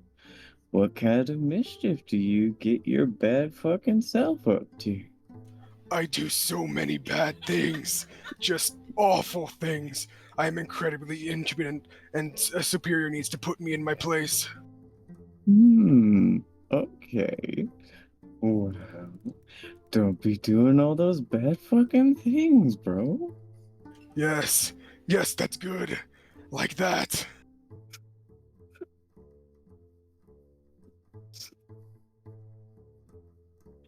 Cut that shit out. I'm all meaning this. Excellent. Now tell me this, High Blood. I've been roughhousing a little too hard lately. I've made a bit of a mess, and anyone in a position of authority would surely be cross about it. Or percent about it. Percent? Cross. What do you make of it? This wretched misbehavior. Fuck, man. I am so motherfucking salty about all that business you said. Fuck. I'm like all moving my mouth, and the wicked noises coming out in the frontest way possible. And it's going at your direction, 'cause that's the direction to be fucking angry. Yes, so good. I am presently whipped into a state of contrition, one befitting of our class disparity. But I'm starting to perspire again, so it's best we stop. Thank you for indulging me. No problem, bro. It's cool. We could all of a motherfucking open up a little bit with each other, like birds. If there's stuff you want to get off your chest, dude, like I said, I'm fucking here for a motherfucker. Kind of like a mirror. How it's always there. It never goes away, you know. No, but I understand the sentiment. I have lots of thoughts, but they're difficult to communicate. If you'll listen. Sure. Honestly, I'm confused by the social order.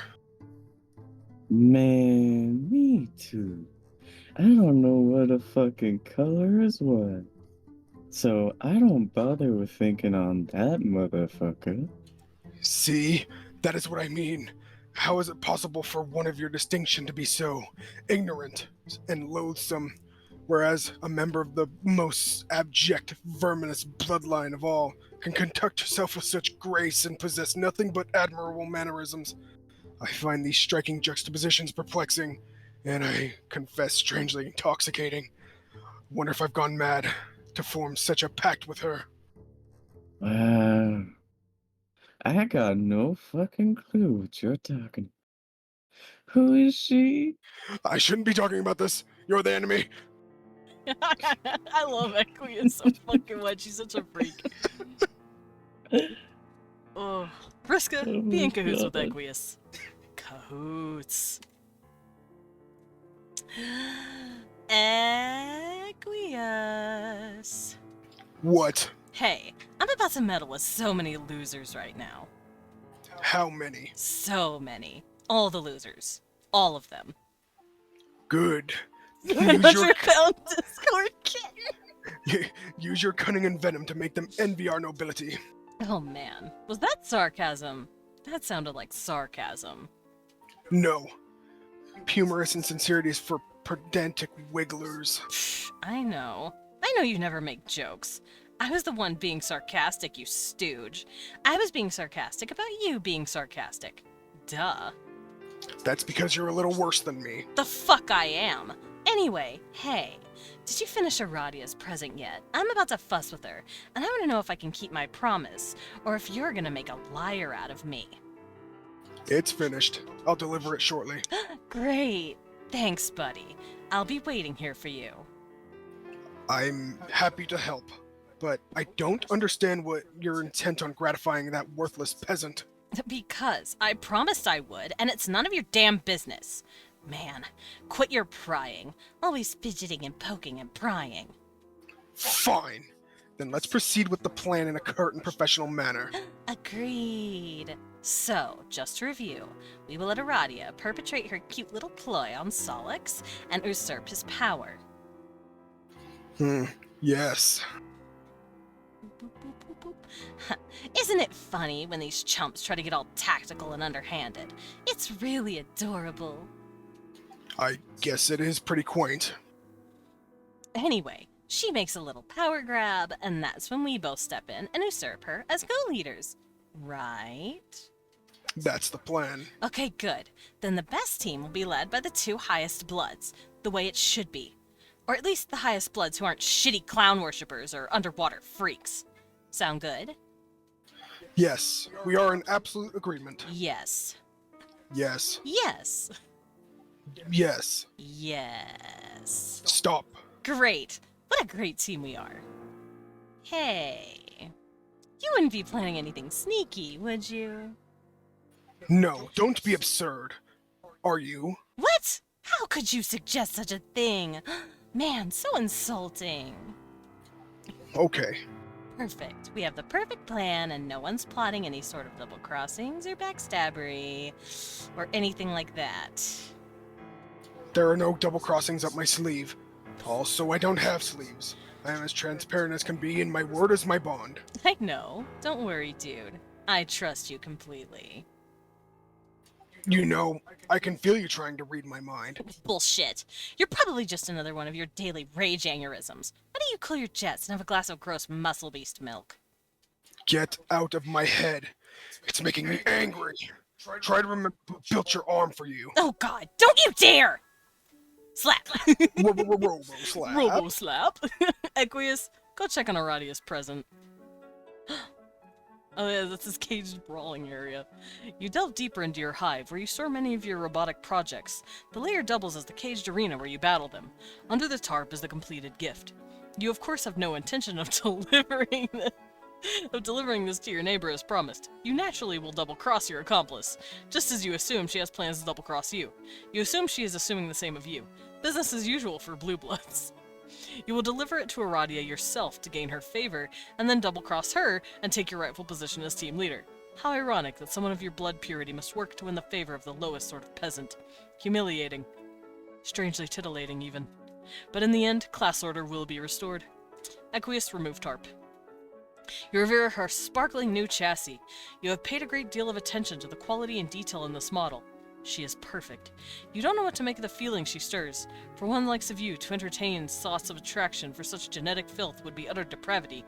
Exquisite, delectable depravity. Why, Aradia, it appears the red glass of your eye has caught the pink and green glint of the moons and their perigrees. The sweet poetry almost makes a man forget how the grime that once filled your veins made his stomach turn. It's a good omen for illicit lovers. Yeah, could you imagine the scandal if anyone found out? No one must ever know. But worry not, your heart will pump no more of that despicable red sludge. You've been given a new heart. You can be taught the ways of the class you're always meant for. No one is beyond redemption. Be grateful, dear Aradia. For the first time in your meaningless life, you have met a man with true compassion. Hey, Angie, at the butt. And just what do you think you're looking at? Keep your cold mechanical judgment to yourself, as if your own record's so spotless. Don't forget who made you. Oh, what's that?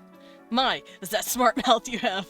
That's the last straw. An example must be made of this insubordination. Blam! As you can tell, they're all fucking dorks. Robot explosion. Bonk. The Catenative Doomsday Dice Catenative Doomsday Dice Cascader is unfortuitously activated. The lousy thing breaks. You seriously cannot believe how unbelievably shitty this Doomsday device is. Oh, snap. Blam! Rocks fall. Arthur! No, not the butler! Moments earlier. Friska, medal with Terezi. Tee. Terezi. Yaws. It looks like tonight we're gonna have to break our truce. Or at least suspend it. Hope you don't mind. How do you figure that? Because tonight we'll play a game together. For the first time in, I don't even know, forever. The truth wasn't about not playing games together, dummy. It was about not stabbing each other in the back anymore and stopping the endless cycle of revenge. And above all, not using your powers to hurt people who don't deserve it. Man, you like to give me such a hard time about that. I can't catch a break. Can you see I'm trying to put all that behind me and make amends with everybody? No, of course you can't see that. What am I saying? It's hard to believe you with all the lying you've done. Your blueberry bubblegum words still smell pretty good, but your deceit stinks. I'll prove it to you. I'm giving Aradia a present that will make her feel all better finally. Then I'll be in the clear. Totally redeemed. You'll see. I mean smell. Yeah, I don't know why you're bothering trying to help her. She won't care. Whatever it was you did to her, I think you broke her brain. It's so terrible. Man, why can't you cut me some slack for once? It's not like I ever did anything that bad to you. I lost 7 eyes, but you only lost 2. I would say you came out ahead in the bargain. I know. And actually, I never really got the chance to thank you. Your sarcasm really stings when here I am trying to be nice. Okay, I guess I deserve it. Yeah, I'm serious though, but I don't expect you to get that. Fine. Be that way. But you shouldn't sit there and pretend we're so different. Remember Team Scourge? How convenient all that must be to have forgotten. You were so nasty. Man, if you crossed Terezi Pyrope, you were fucked. Yeah, if you were a bad guy. We were supposed to be like a vigilante duo dispensing justice, and you can take the bad guys home and feed them to your stupid spider. But instead, you just fed her everybody, and lied and lied and lied. Yeah, those were the days. I mean, days full of mistakes and regret. But it was still a lot of fun, watching you dismantle huge teams of flarpers with nothing but politics and head games, without even using any special powers. Wow. Nah. Oh, come on. What do I have to do here? I don't know. There you go. Well, if you want to know what I think, you should start changing your tune. Because even though you got all these highfalutin morals and fancy reservations, you know as well as me that a killer is a killer is a killer. There ain't no changing your ways for good. And one day you're gonna flail that silly little cane of yours and not find nothing to bump into and fall face first into the shit again. And you're gonna do something terrible to somebody and wish you could take it back, but you can't. And then you'll work hard to win back their trust, and you'll try and you'll see how hard it is. You'll see. Nah, I doubt it. You'll see. I am whispering that, and it is echoing and ominous. You'll see. You'll see. Oh, will you can it, Circuit? Cease trolling. Oh. Begins trolling. Well, what was that? What was what? There was a loud noise outside my hive. It sounded like an explosion.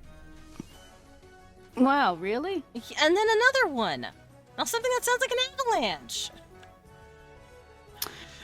Well, if I had to guess, I would say it was probably 2 explosions and then an avalanche. Ugh, that dumbass is probably punching robots again. I'll go outside and look. Okay, try not to get burned or crushed to death or anything. That would be awful. You got it. Much earlier than that. Ah, baby girl with her eyes! She could see. This is before the accident. Alright. Oh, Terezi and Aradia. Lilin. Me. How is he? Okay. He can't walk, though. Probably never will. Oh. Maybe he could be fixed with robo-prosthetics. If you didn't mind getting help from the... No! Neither he or I should ever have anything to do with those hateful snobs. It was a big mistake. No offense. Nah, that's okay. I'm a little too teal for their tastes anyway. I don't see why they'd lift a finger to help him. They hate both of us so much. I'm so mad. I hope you're not thinking of doing anything in retaliation. It'll end badly. You should let me handle it. I'm not scared of her. She can't control me. She's tried. It doesn't work. I know. But trust me, if you piss her off, she'll find a way to get you. This is really tricky. Just let me deal with it. But it was my fault. I was distracted when I could have helped him. Yeah, I was too. We were both distracted by the same thing. Yeah. Who was he anyway? Pretty sure it was Vriska's friend. What was he doing there? Watching us. Who knows? He's not really her friend, though. You should see how he talks about her behind her back. She has no idea how bad he's playing her. But then I don't think he knows how bad she's playing him either. See, it's complicated. You really need to stay out of it and let me deal with it. I guess so. I feel powerless sitting here doing nothing, though. It's like she wins even if you get her back. Don't think of it that way. I know how to stop her. Trust me. I guess our gaming days are over then. Us four, at least. Yeah, I'm pretty much done with her. There is Tavros' house, I think. Or no, I think it's Aradia's house. Oh yeah, it's probably best you listen to the advice of your friend. And yet, the voices are as lucid as ever. They urged her to make her pay. Aradia, make her pay. It's a shame it had to come to this. You don't like summoning the spirits of the dead to settle scores. But if she had to face her victims again, maybe she'd finally learn to feel remorse. His ghosts. Vriska, answer white text guy.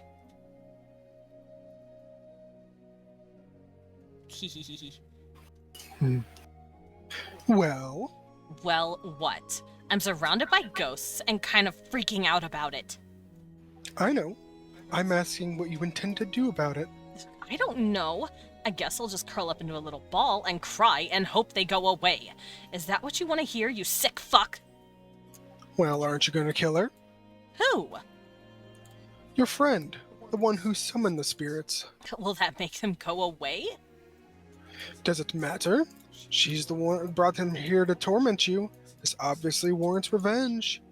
You know you're going to anyway. You won't be able to help yourself. I don't have to do shit. Maybe I don't mind ghosts. Maybe they'll be great company once I get used to them. No, they are terrifying you. There's only one thing to do. Okay, so why don't you kill her? Be my guest. Wow, thanks for offering. What a pal. That's not how I work. Oh, really? Well, you seemed pretty excited about killing Tavros, too. And you even helped. So I guess that's how you work after all. Not really. All I did was stand somewhere for a few minutes.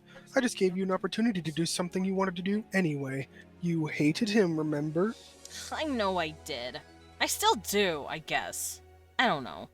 But I was never gonna kill these people. They were, like, off limits, I guess.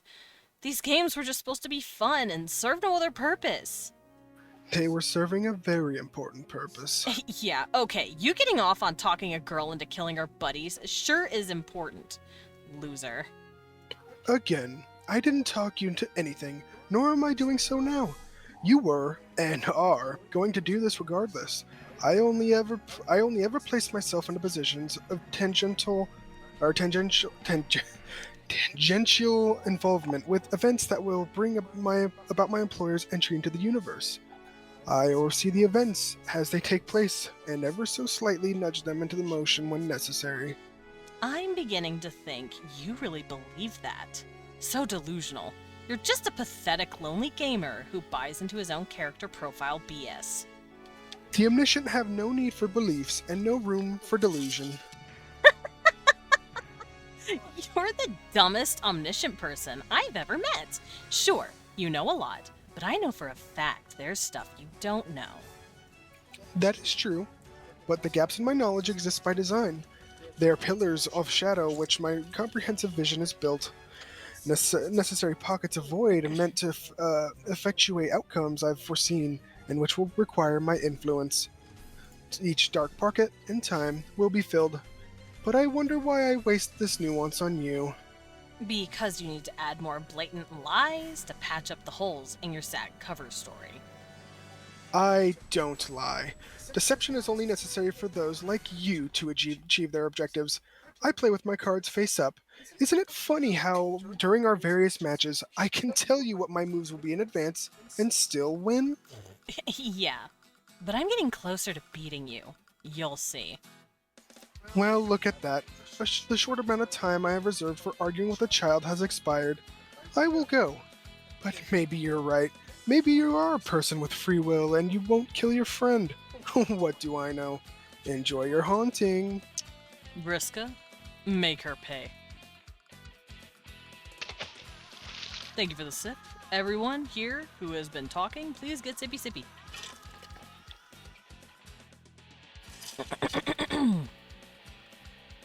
Gotta take care of them vocal cords. Aw, thank you for the snack. I will use that to get a little lozenge. Of course, he's right. Not much point in living with all these moaning spooks just to spite some guy who you don't give a shit about. But how to go about it? Can't control her. It'll be difficult to manipulate the mind of the psychically gifted. Let's see, who else is there? Terezi? Pff, forget about it. What about that guy? Nah. Her? No. Not him either. How about this guy? Unfortunately, you can only control him about half the time. Then again, that should be all the time you need. Aradia and Vriska. Aradia. What? Nice trick. With the ghosts and all. Man, you got me pretty good. I'd rather not talk to you. Fair enough. I just wanted to say I'm sorry. That's all. I'm not the one you should apologize to. Yeah, I know. I'll make it up to him someday. Don't worry. Anyway, hey, guess what? I've got a message from you. From your boyfriend. He's outside your hive right now. Not falling for it. Take a look. I don't see anything out there. Well, okay. I'm just the messenger. If you want to risk missing him, then suit yourself. Later. It must be a trick. He surely would have told you if he was making the trip all the way out here from his hive stem. Oh, look, it's Solix. Solix?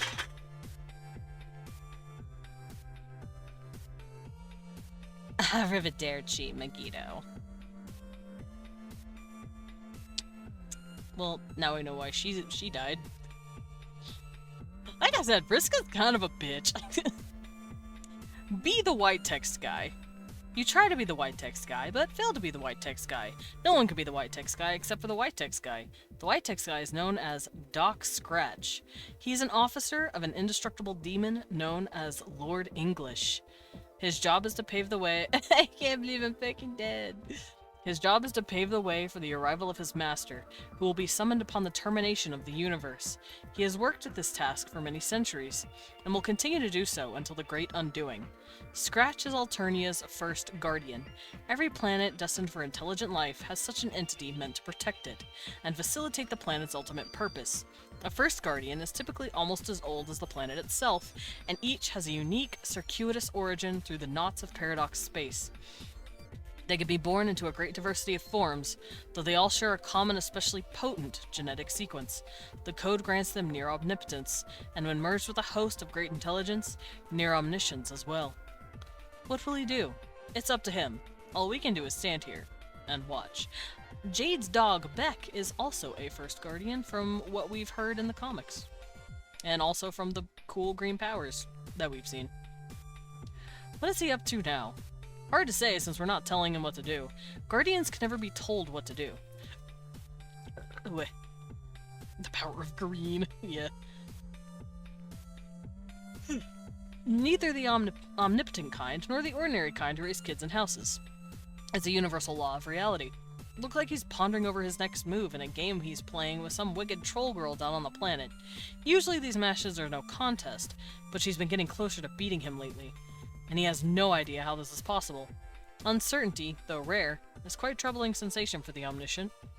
Eat your greens, kiddos. Don't play with radioactive swords. What's this? It appears someone's contacting him.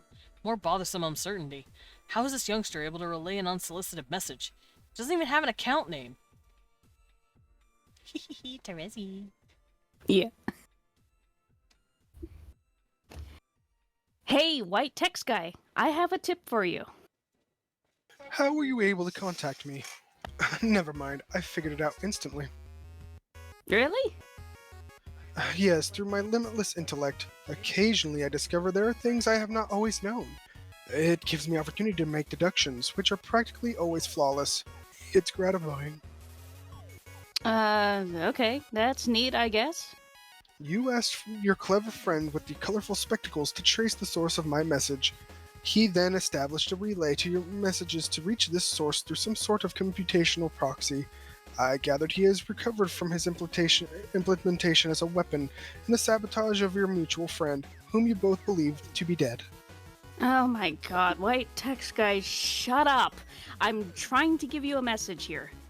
I have a name. It is not White Text Guy. Oh, what is it? But I'm not going to tell you my name. But if you wish, you may refer to me as Mr. Vanilla Milkshake. You are so weird. Why would I do that? It is perfectly in keeping with the habit which you will develop in the future. I doubt it. Why? Yeah, it sounds kind of silly and frivolous. Why do you keep derailing me? You're right, Solix is working with me and we have important business for you to consider. Wait, you said we believe our friend is dead. Is she not? Yes, I said you believe she is dead, and soon you will believe she is not. Both statements are true. and yet each exhibits a trace of falsehood. Wow, why did I bother asking? No wonder she snapped. She's gotta deal with your stupid riddles all the time. Anyway, can you just help me get revenge so we can call it a night? Why would I involve myself in your paltry feud beyond the extent I already have? I believe the need to exert which or such influence has come to an end. Because you'll want to, when you hear what I have to say. I doubt it. Haven't you wondered how she can come close to beating you in games lately? Honestly, I'm surprised you haven't deduced it yet with your shiny white super brain. It's disturbing, but sometimes it is the nature of these hollows in my perception. It feels a bit like dark water sloshing about my cavity in my head. Do you know of this? Or what do you know of this? She's cheating. She always cheats if she can find a way. Lately, she's used the same advantages she's used against me when we play games. But she told me all about it. She tells me lots of stuff like that, probably to rub it in my face. But she'd never risk telling you. What advantage is this? Oh, hold on. I have to talk to your partner in crime for a second. I thought you were hers. He. Terezi, orchestrate demise of the wicked. She went too far this time and she knows it. She's gotta pay. Justice is long overdue. The only sad part is how easy it's gonna be. It will take no skilled manipulator to orchestrate her downfall. She's a waste of your talents. Terezi, contact partner in crime.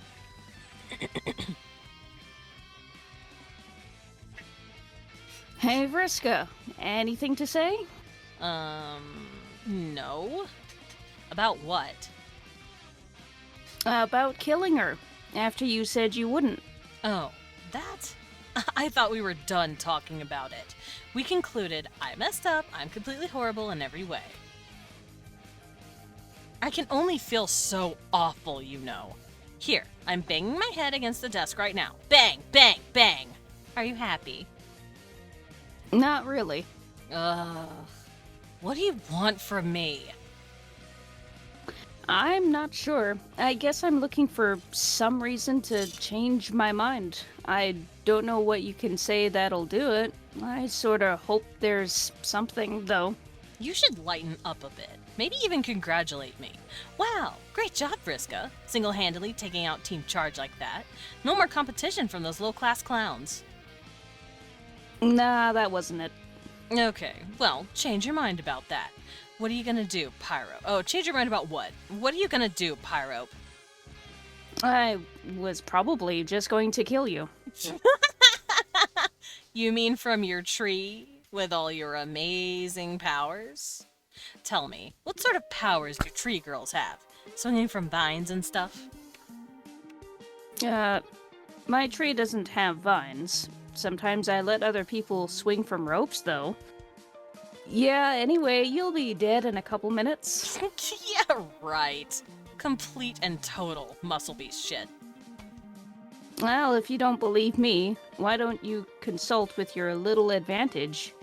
It seems to have all the answers. I don't need to do that to know you're bluffing. Yeah, but you know you're gonna anyway. Addiction is a powerful thing. See ya. Vriska, consult little advantage. She can't be serious. What could she possibly lead you to demise in a matter of minutes? What could it possibly be? You consult with your magic cue ball, an extremely rare treasure you recently plundered from an ancient crypt, and one of the many rumored to be hidden across the globe. Each at one time, belonged to a strange and powerful man, fabled to live on the Green Moon, but have since managed to escape his vision. It is said to make predictions with alarming precision and specificity. Unfortunately, it lacks a portal on its surface that allows you to view the prediction. So who could say for sure whether its predictions were accurate? It will require someone with X-ray vision. Or, just maybe, someone with vision eightfold. You channel your powerful eyesight through your customized lenses and whisper to the faithful little oracle. Should you be worried about Terezi's threat?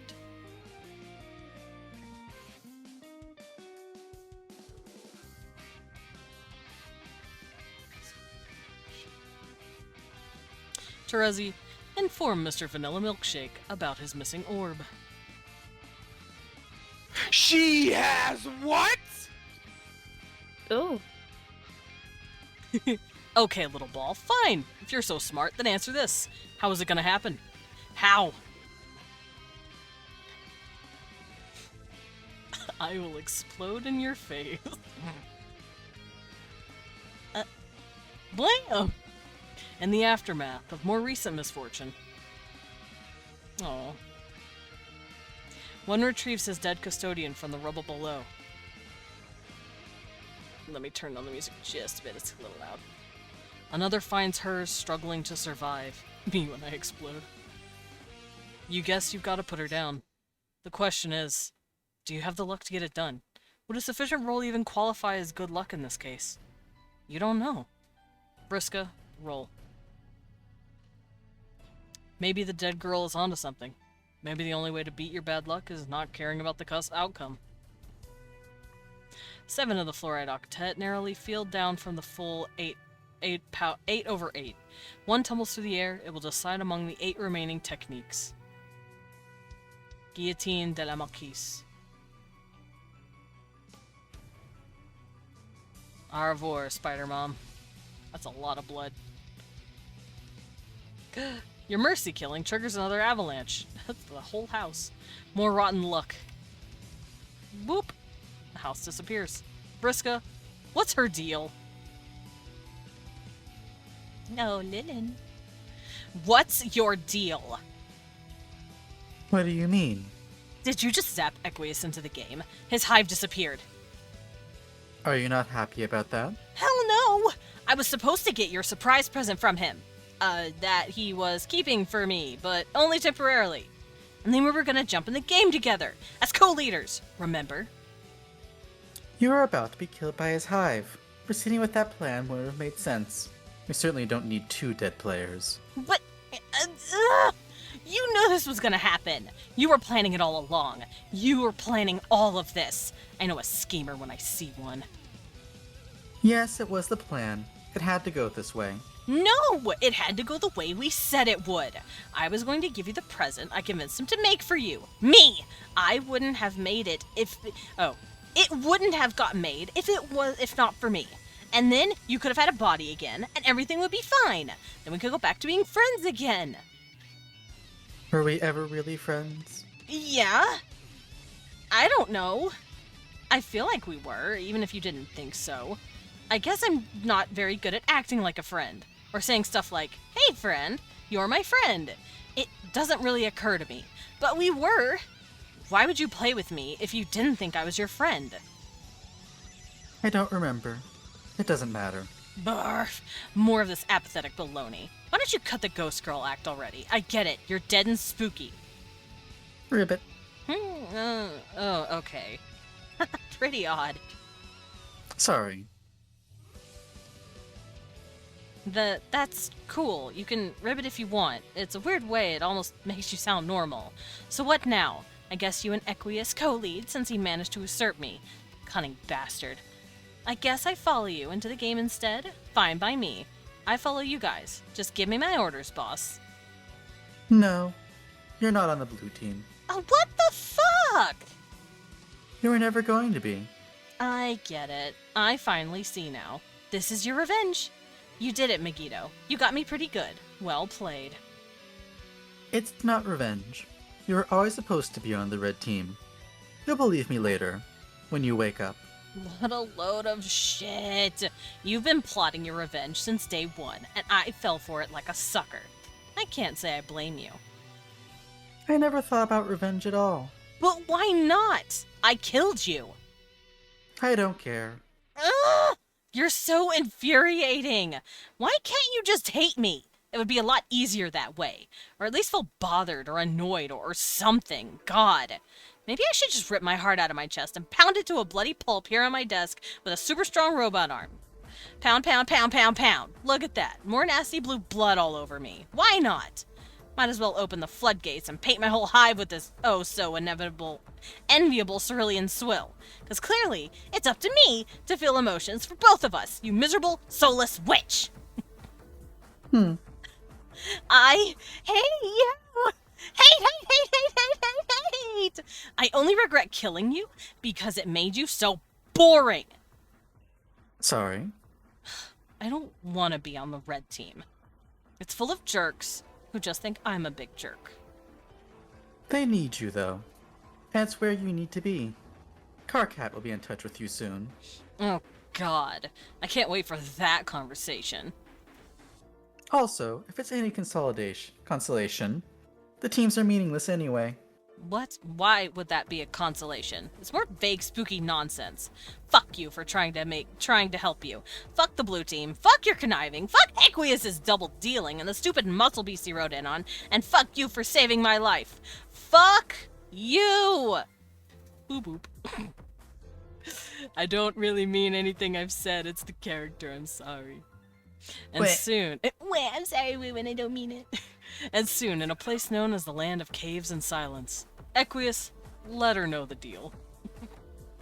Equius and Aradia. Aradia, here's the deal. Now that the game has begun, the plan will be modified slightly. We will not be co-leaders of the blue team.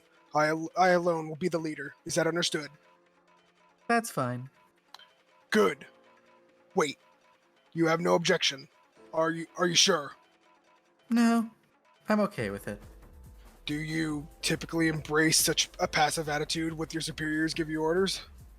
I don't usually receive orders from superiors or otherwise. But really, it's fine. What? I think I need a towel. I'm perspiring heavily again. Why? What's wrong? Never mind.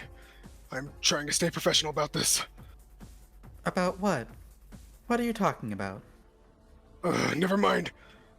Forget it. It's just pleasant to consort with one of lesser breeding who clearly understands her place. I've understood for some time that this will be my role, to function as your server player, and that you will be the team leader as the first in the chain. Perfect. Then we are on the same page. I look forward to seeing how well you serve me, server player. That's not quite the meaning of the word server. What do you mean? As your server, I manipulate your environment to help you advance. I don't understand. Are you saying that you are in a position of control over me? I suppose so. Oh, What? oh my god. This is impropriety of a caliber I cannot even... You are as low on the spectrum as possible. To consider that someone so low can be in a position of authority over me is just so disgusting. You really are quite a snob. No, it's filthy. I need some air, or some cold milk, or a towel. I need a towel. Where the fuck are all my fresh towels? I mean, fiddlesticks. Please pardon my language. It won't happen again. You look really agitated. Are you sure you're alright? He's just vibrating. I'm fine. I'll be fine. I just need to breathe and to break something, possibly. Break something. Yes, it helps me relax. Oh, I think I understand. Do you? I like breaking things. I didn't used to, but now I do. It's fun. Hello? Are you sure you're okay? Yes. You really do look like you're sweating pretty hard. I just need a blasted towel. Wherever did that Arthur get off to? Maybe you should break something to try to calm down. Perhaps. Do you want me to break something? Whoa, what? I could break something if you want. Do you want to break something? Kind of. Okay. Blam! Equius, I'm about to throw an absolution trap through your wall. Heads up. Yes, that was wonderful. It was pretty cool. But could you please refrain from dipping into the vernacular of the commoners? In fact, this is an order from your leader. Call things by their proper names. What? You want me to call it a bathtub? That sounds ridiculous. Nevertheless, do it. Fine. Now, could you please do that again? What? You want me to throw the trap through your wall again? I mean, the tub? Yes. Is that an order? Yes! Wait, I don't know. What don't you know? Maybe I don't want to order you to. Maybe I want you to do whatever things you want to do. I really have no idea what you're talking about. Maybe you could cause quite the bother for me with the power you wield. I could do nothing to stop you, peasant girl. It's so magnificently depraved. You are so weird. And this is coming from a ghost. Ribbit. What was that? Are you role-playing now? Stop. It's unbecoming. Sorry. You're better than that. And by better, I mean worse. Much, much worse. Downright coarse and degenerate. Just reprehensively sordid. Actually, yes. You may roleplay and proceed to deepen this already irretrievable debauchery. In fact, I commend it. I command you to have free will and to do as you please, and to continue being bothersome and unpredictably destructive. I mean, if you want. I'm not really role-playing. I'm part frog. But, okay. I guess I can break some more stuff. Ribbit. Yes, ribbit again. I can't really control the ribbits. Alright. Give me 1 second. Oh, of course, darling. I mean, Aqueous is so far to do. Oh, Aqueous is fucking hilarious, dude. Everything okay?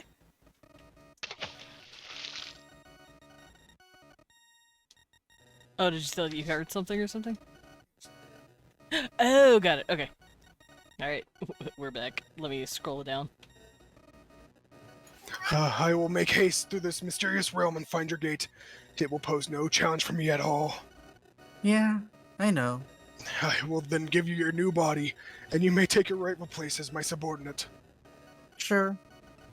Actually, I'm beginning to wonder What? whether I want you as my subordinate. I hope this doesn't sound too strange. Everything you say sounds strange. Maybe I would like you to be co-leader again. Okay. In fact, oh my goodness, I can't believe I'm entertaining this thought. It feels just so vile. Try not to roll your eyes at me. I don't have pupils. Would you mind terribly being the leader? Fine. Wait, but don't tell anyone. He will be the leader of me, and I will lead all else. You would in fact be the secret leader. Yeah, sure. That's pretty much how it is anyway. Yes, that's the spirit. Sure, now you take the authority well for one of your blood. I don't have blood. Not yet, but soon your heart will beat anew, and through it fresh blood and fresh passion. Wow. Can you just bring me the robot already? On my way. Ribbit. Aqueous, proceed to the second gate. Strong jump! He is very strong. He just ripped that creature's head off. He punched the creature's head off. Pretty! Dude, his zone is gorgeous. This poses no challenge for you at all. Aqueous, enter. Strongfall! Aqueous, deliver present. Alright, here you go. It looks nice. Yes, it is perfect in every way. Ribbit. Do you have a clean towel anywhere? Aradia Sprite, enter Soulbot. Boop. Slurp. Slurpy slurpy. Baby girl. I think it suits you, much more so than the form of a levitating ghostly amphibian. How does it feel? It feels different.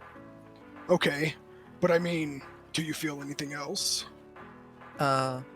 Any sort of, stirring sensations? Stirring? Yes, such as sensations which may be stirred by flowing blood and a beating heart. I'm not sure. Can you detect anything within you that might describe as smoldering passion? I mean, just out of curiosity. Wait. What is that? What's what? This feeling. Oh god. Oh my god, what did you do? Uh-oh. Did you program this robot to have feelings for you? Romantic feelings? Answer me, blue blood scum. Yes, it's a chip in your heart. Is that not okay? Get it out. I guess I can uninstall it if you would just... Get it out. Sorry, oh... Get it out, get it out, get it out, get it out, get it out, get it out, get it out, get it out, get it out, get it out, get it out, get it out. Yeah, I scrolled too fast, but she's literally just force choking She's him. force choking him. Angry, yank it out herself. Aquarius, you dope. Oh yeah, he is a dope. I love him.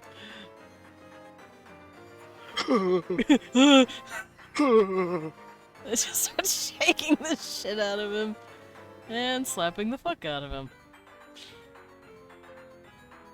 And then yelling at him. And then making out with him. The dream. The dream to get smacked up by a hot lady and then get smooched. And the peta confused as fuck. Hot? With that though, I do think we will end things here. We're about the 1/3-ish point here. Hot. Yeah, Aradia is great. That was fun as fuck. All of y'all did so fucking good. Yeah, that was the first third of the Act 5. God, I wish a hot robot would slap me senseless. Yeah. So, next time we are able to get together and do this, I would like to get to at least the end of the first half. Because I don't know how long that will take exactly. I just know this shit's funny as fuck. And thank you all in chat, in the VC chat hanging out right now. Thank you guys so much for voicing all these characters. Y'all do such a good fucking job. I think Leon's character was going for a love confession. Yeah, he was. My soul hurts. My soul hurts. I got to pretend to be high. Hey, dude. Yeah, that shit's great. I got to say big words. Yeah, I didn't- she does that. Big ravens. I didn't goat my throat hard enough. Goat your throat? Thank you, Sun and Moon Pro. I almost did it too hard. Yeah, everyone here did such a phenomenal fucking job. I'm so happy and proud of all of you guys. I can't wait for next time. Dad. Yeah. Yeah, next time is gonna be fucking great because the trolls just get even more like involved in the kids stuff as well, like with the Earth kids, and it's fucking funny. And we haven't seen quite all the trolls yet. We've seen most of them, but we actually haven't seen a couple yet. Yeah. There's still a Hey, few. boy. I know, I was about to stare at Lilin and be like, Dylan's main troll. Yeah. Lilin's main boy. But The one that I get to have imaginary beef with. well, that's why when Lilin was like, I could talk Solix, I'm like, you can't talk Solix. Can't talk Solix or for fairy unless you want to just constantly be talking to yourself.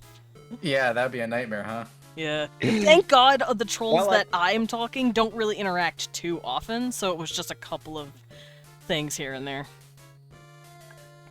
But with that, I'm gonna go rest my fucking throat, because as much as Please I do. love reading this shit, Yeah. I was Carcat... mostly just talking in my chest. Oh, yeah. Carcat ruins my fucking throat, dude.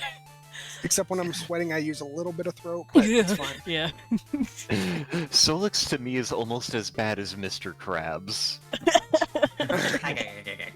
And just so you know what my Mr. Krabs is like, What? Lumen, give me sippy.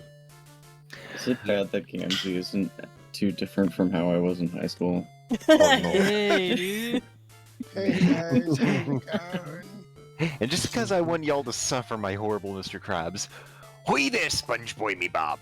I accidentally got me claw stuck in the deep fryer, and now we're having crab for dinner. Oh, no. That's evil. Alrighty, but we're gonna hop on over here. Once again, thank you all here for talking these characters. I will be reaching out again within the next few weeks to a month to be like, hey, who's ready for another session? But I do want to give myself a few weeks to rest my throat. Especially Carcat, that shit fucking Bruh, trashes he you. thrashes me, but I'm very careful with it. If I feel like it's hurting me too bad, I will pull it back just a bit. And I will also, I've been drinking water like the entire time. Every time I'm talking him, every time I stop, I sip. I'm like, I ain't ruining my vocal cords for that motherfucker. So I'm very careful. Now here's my question. Does Carcat thrash you or does he thresh you? Because you gotta remember... Both. Yeah. With that, we're gonna head out. Let's go find somebody to raid. Who are we raiding? Find a friendo. Get him. Many Yeah, get him. I don't know who to I like keeping like the energy going, but like no one's reading Homestuck. For all y'all. Yeah, everyone get a sippy. Everyone who is here taking drinkies, get the sippies. I don't need you guys hurting your throat. I made sure to get my sips. Excellent. Get those. I was actually having tea for the last half of that. I took a big Excellent. gulp of Good. water. Because I don't want you guys ruining your throats. You know what? Let's go raid Oshio and tell her that we're a bunch of Homestuck nerds. Ocean! Well, I've got my cat here. I wanted to ask. I've got my cat. Oh, sorry. I've got my cat here. I could take a nice sip of some sweet kit tea. I shouldn't laugh like that. It hurts. I did want to ask all of you though, how are you enjoying Homestuck? I love it. This has been really fun. I already loved it. experiencing trauma. I already Since I've never Don't even had an look at me experience right with it's been really fun. I already loved it once. I'm ready to love it twice. And then thrice. Every single time I interact with Homestuck, I'm fucking buzzing and shit like. "Ah!" It's funny as fuck because he's the reason I go as quick as I do. Because he's like, "When are we gonna read Homestuck again?" I'm like, "I guess next week, babe. I'm sorry." I'm like, I'm "Don't just fuck imagining. with this." I'm just imagining Leon vibrating like that panel of Equius. That's literally him though. Literally. Let's go. Sweaty, strong man. I fucking love Equius. He's got that like I'm in charge of everyone everywhere, so I'm secretly a bottom energy. You know what I'm talking about. Absolutely. That came I'm across so clearly. I will say, perfect match for Mr. Horse. He is. Equius is the Sagittarius, so he's a centaur. He's a horse. I'm gonna be honest, for the past year and a half, this has just felt like a giant fever dream. Yeah. That's Homestuck. Yeah, that's Local Homestuck. Gemini. All right. Dude, especially Act 6. Act 6 is wild as Oh, fuck. I'm ready. Oh, I'm ready for dude. the end of it too. Oh Oh, yeah. god. But oh no, it was the end of Act 5 that Act hits 5, hard. yeah. But I will see you guys Monday. We're gonna do some art. But over the weekend, I'm gonna rest my voice. Of course, Sun and Moon, thank you for being here. Thank everyone for being here. Y'all are all great as fuck, and I care about all of you. But the cafe is indeed closing for the weekend. I'll see you Monday. Cat, Stuck in here. Bye. boys, Top go of the kissing wall. you. Whoa, hold on, I'm saying. Whoa.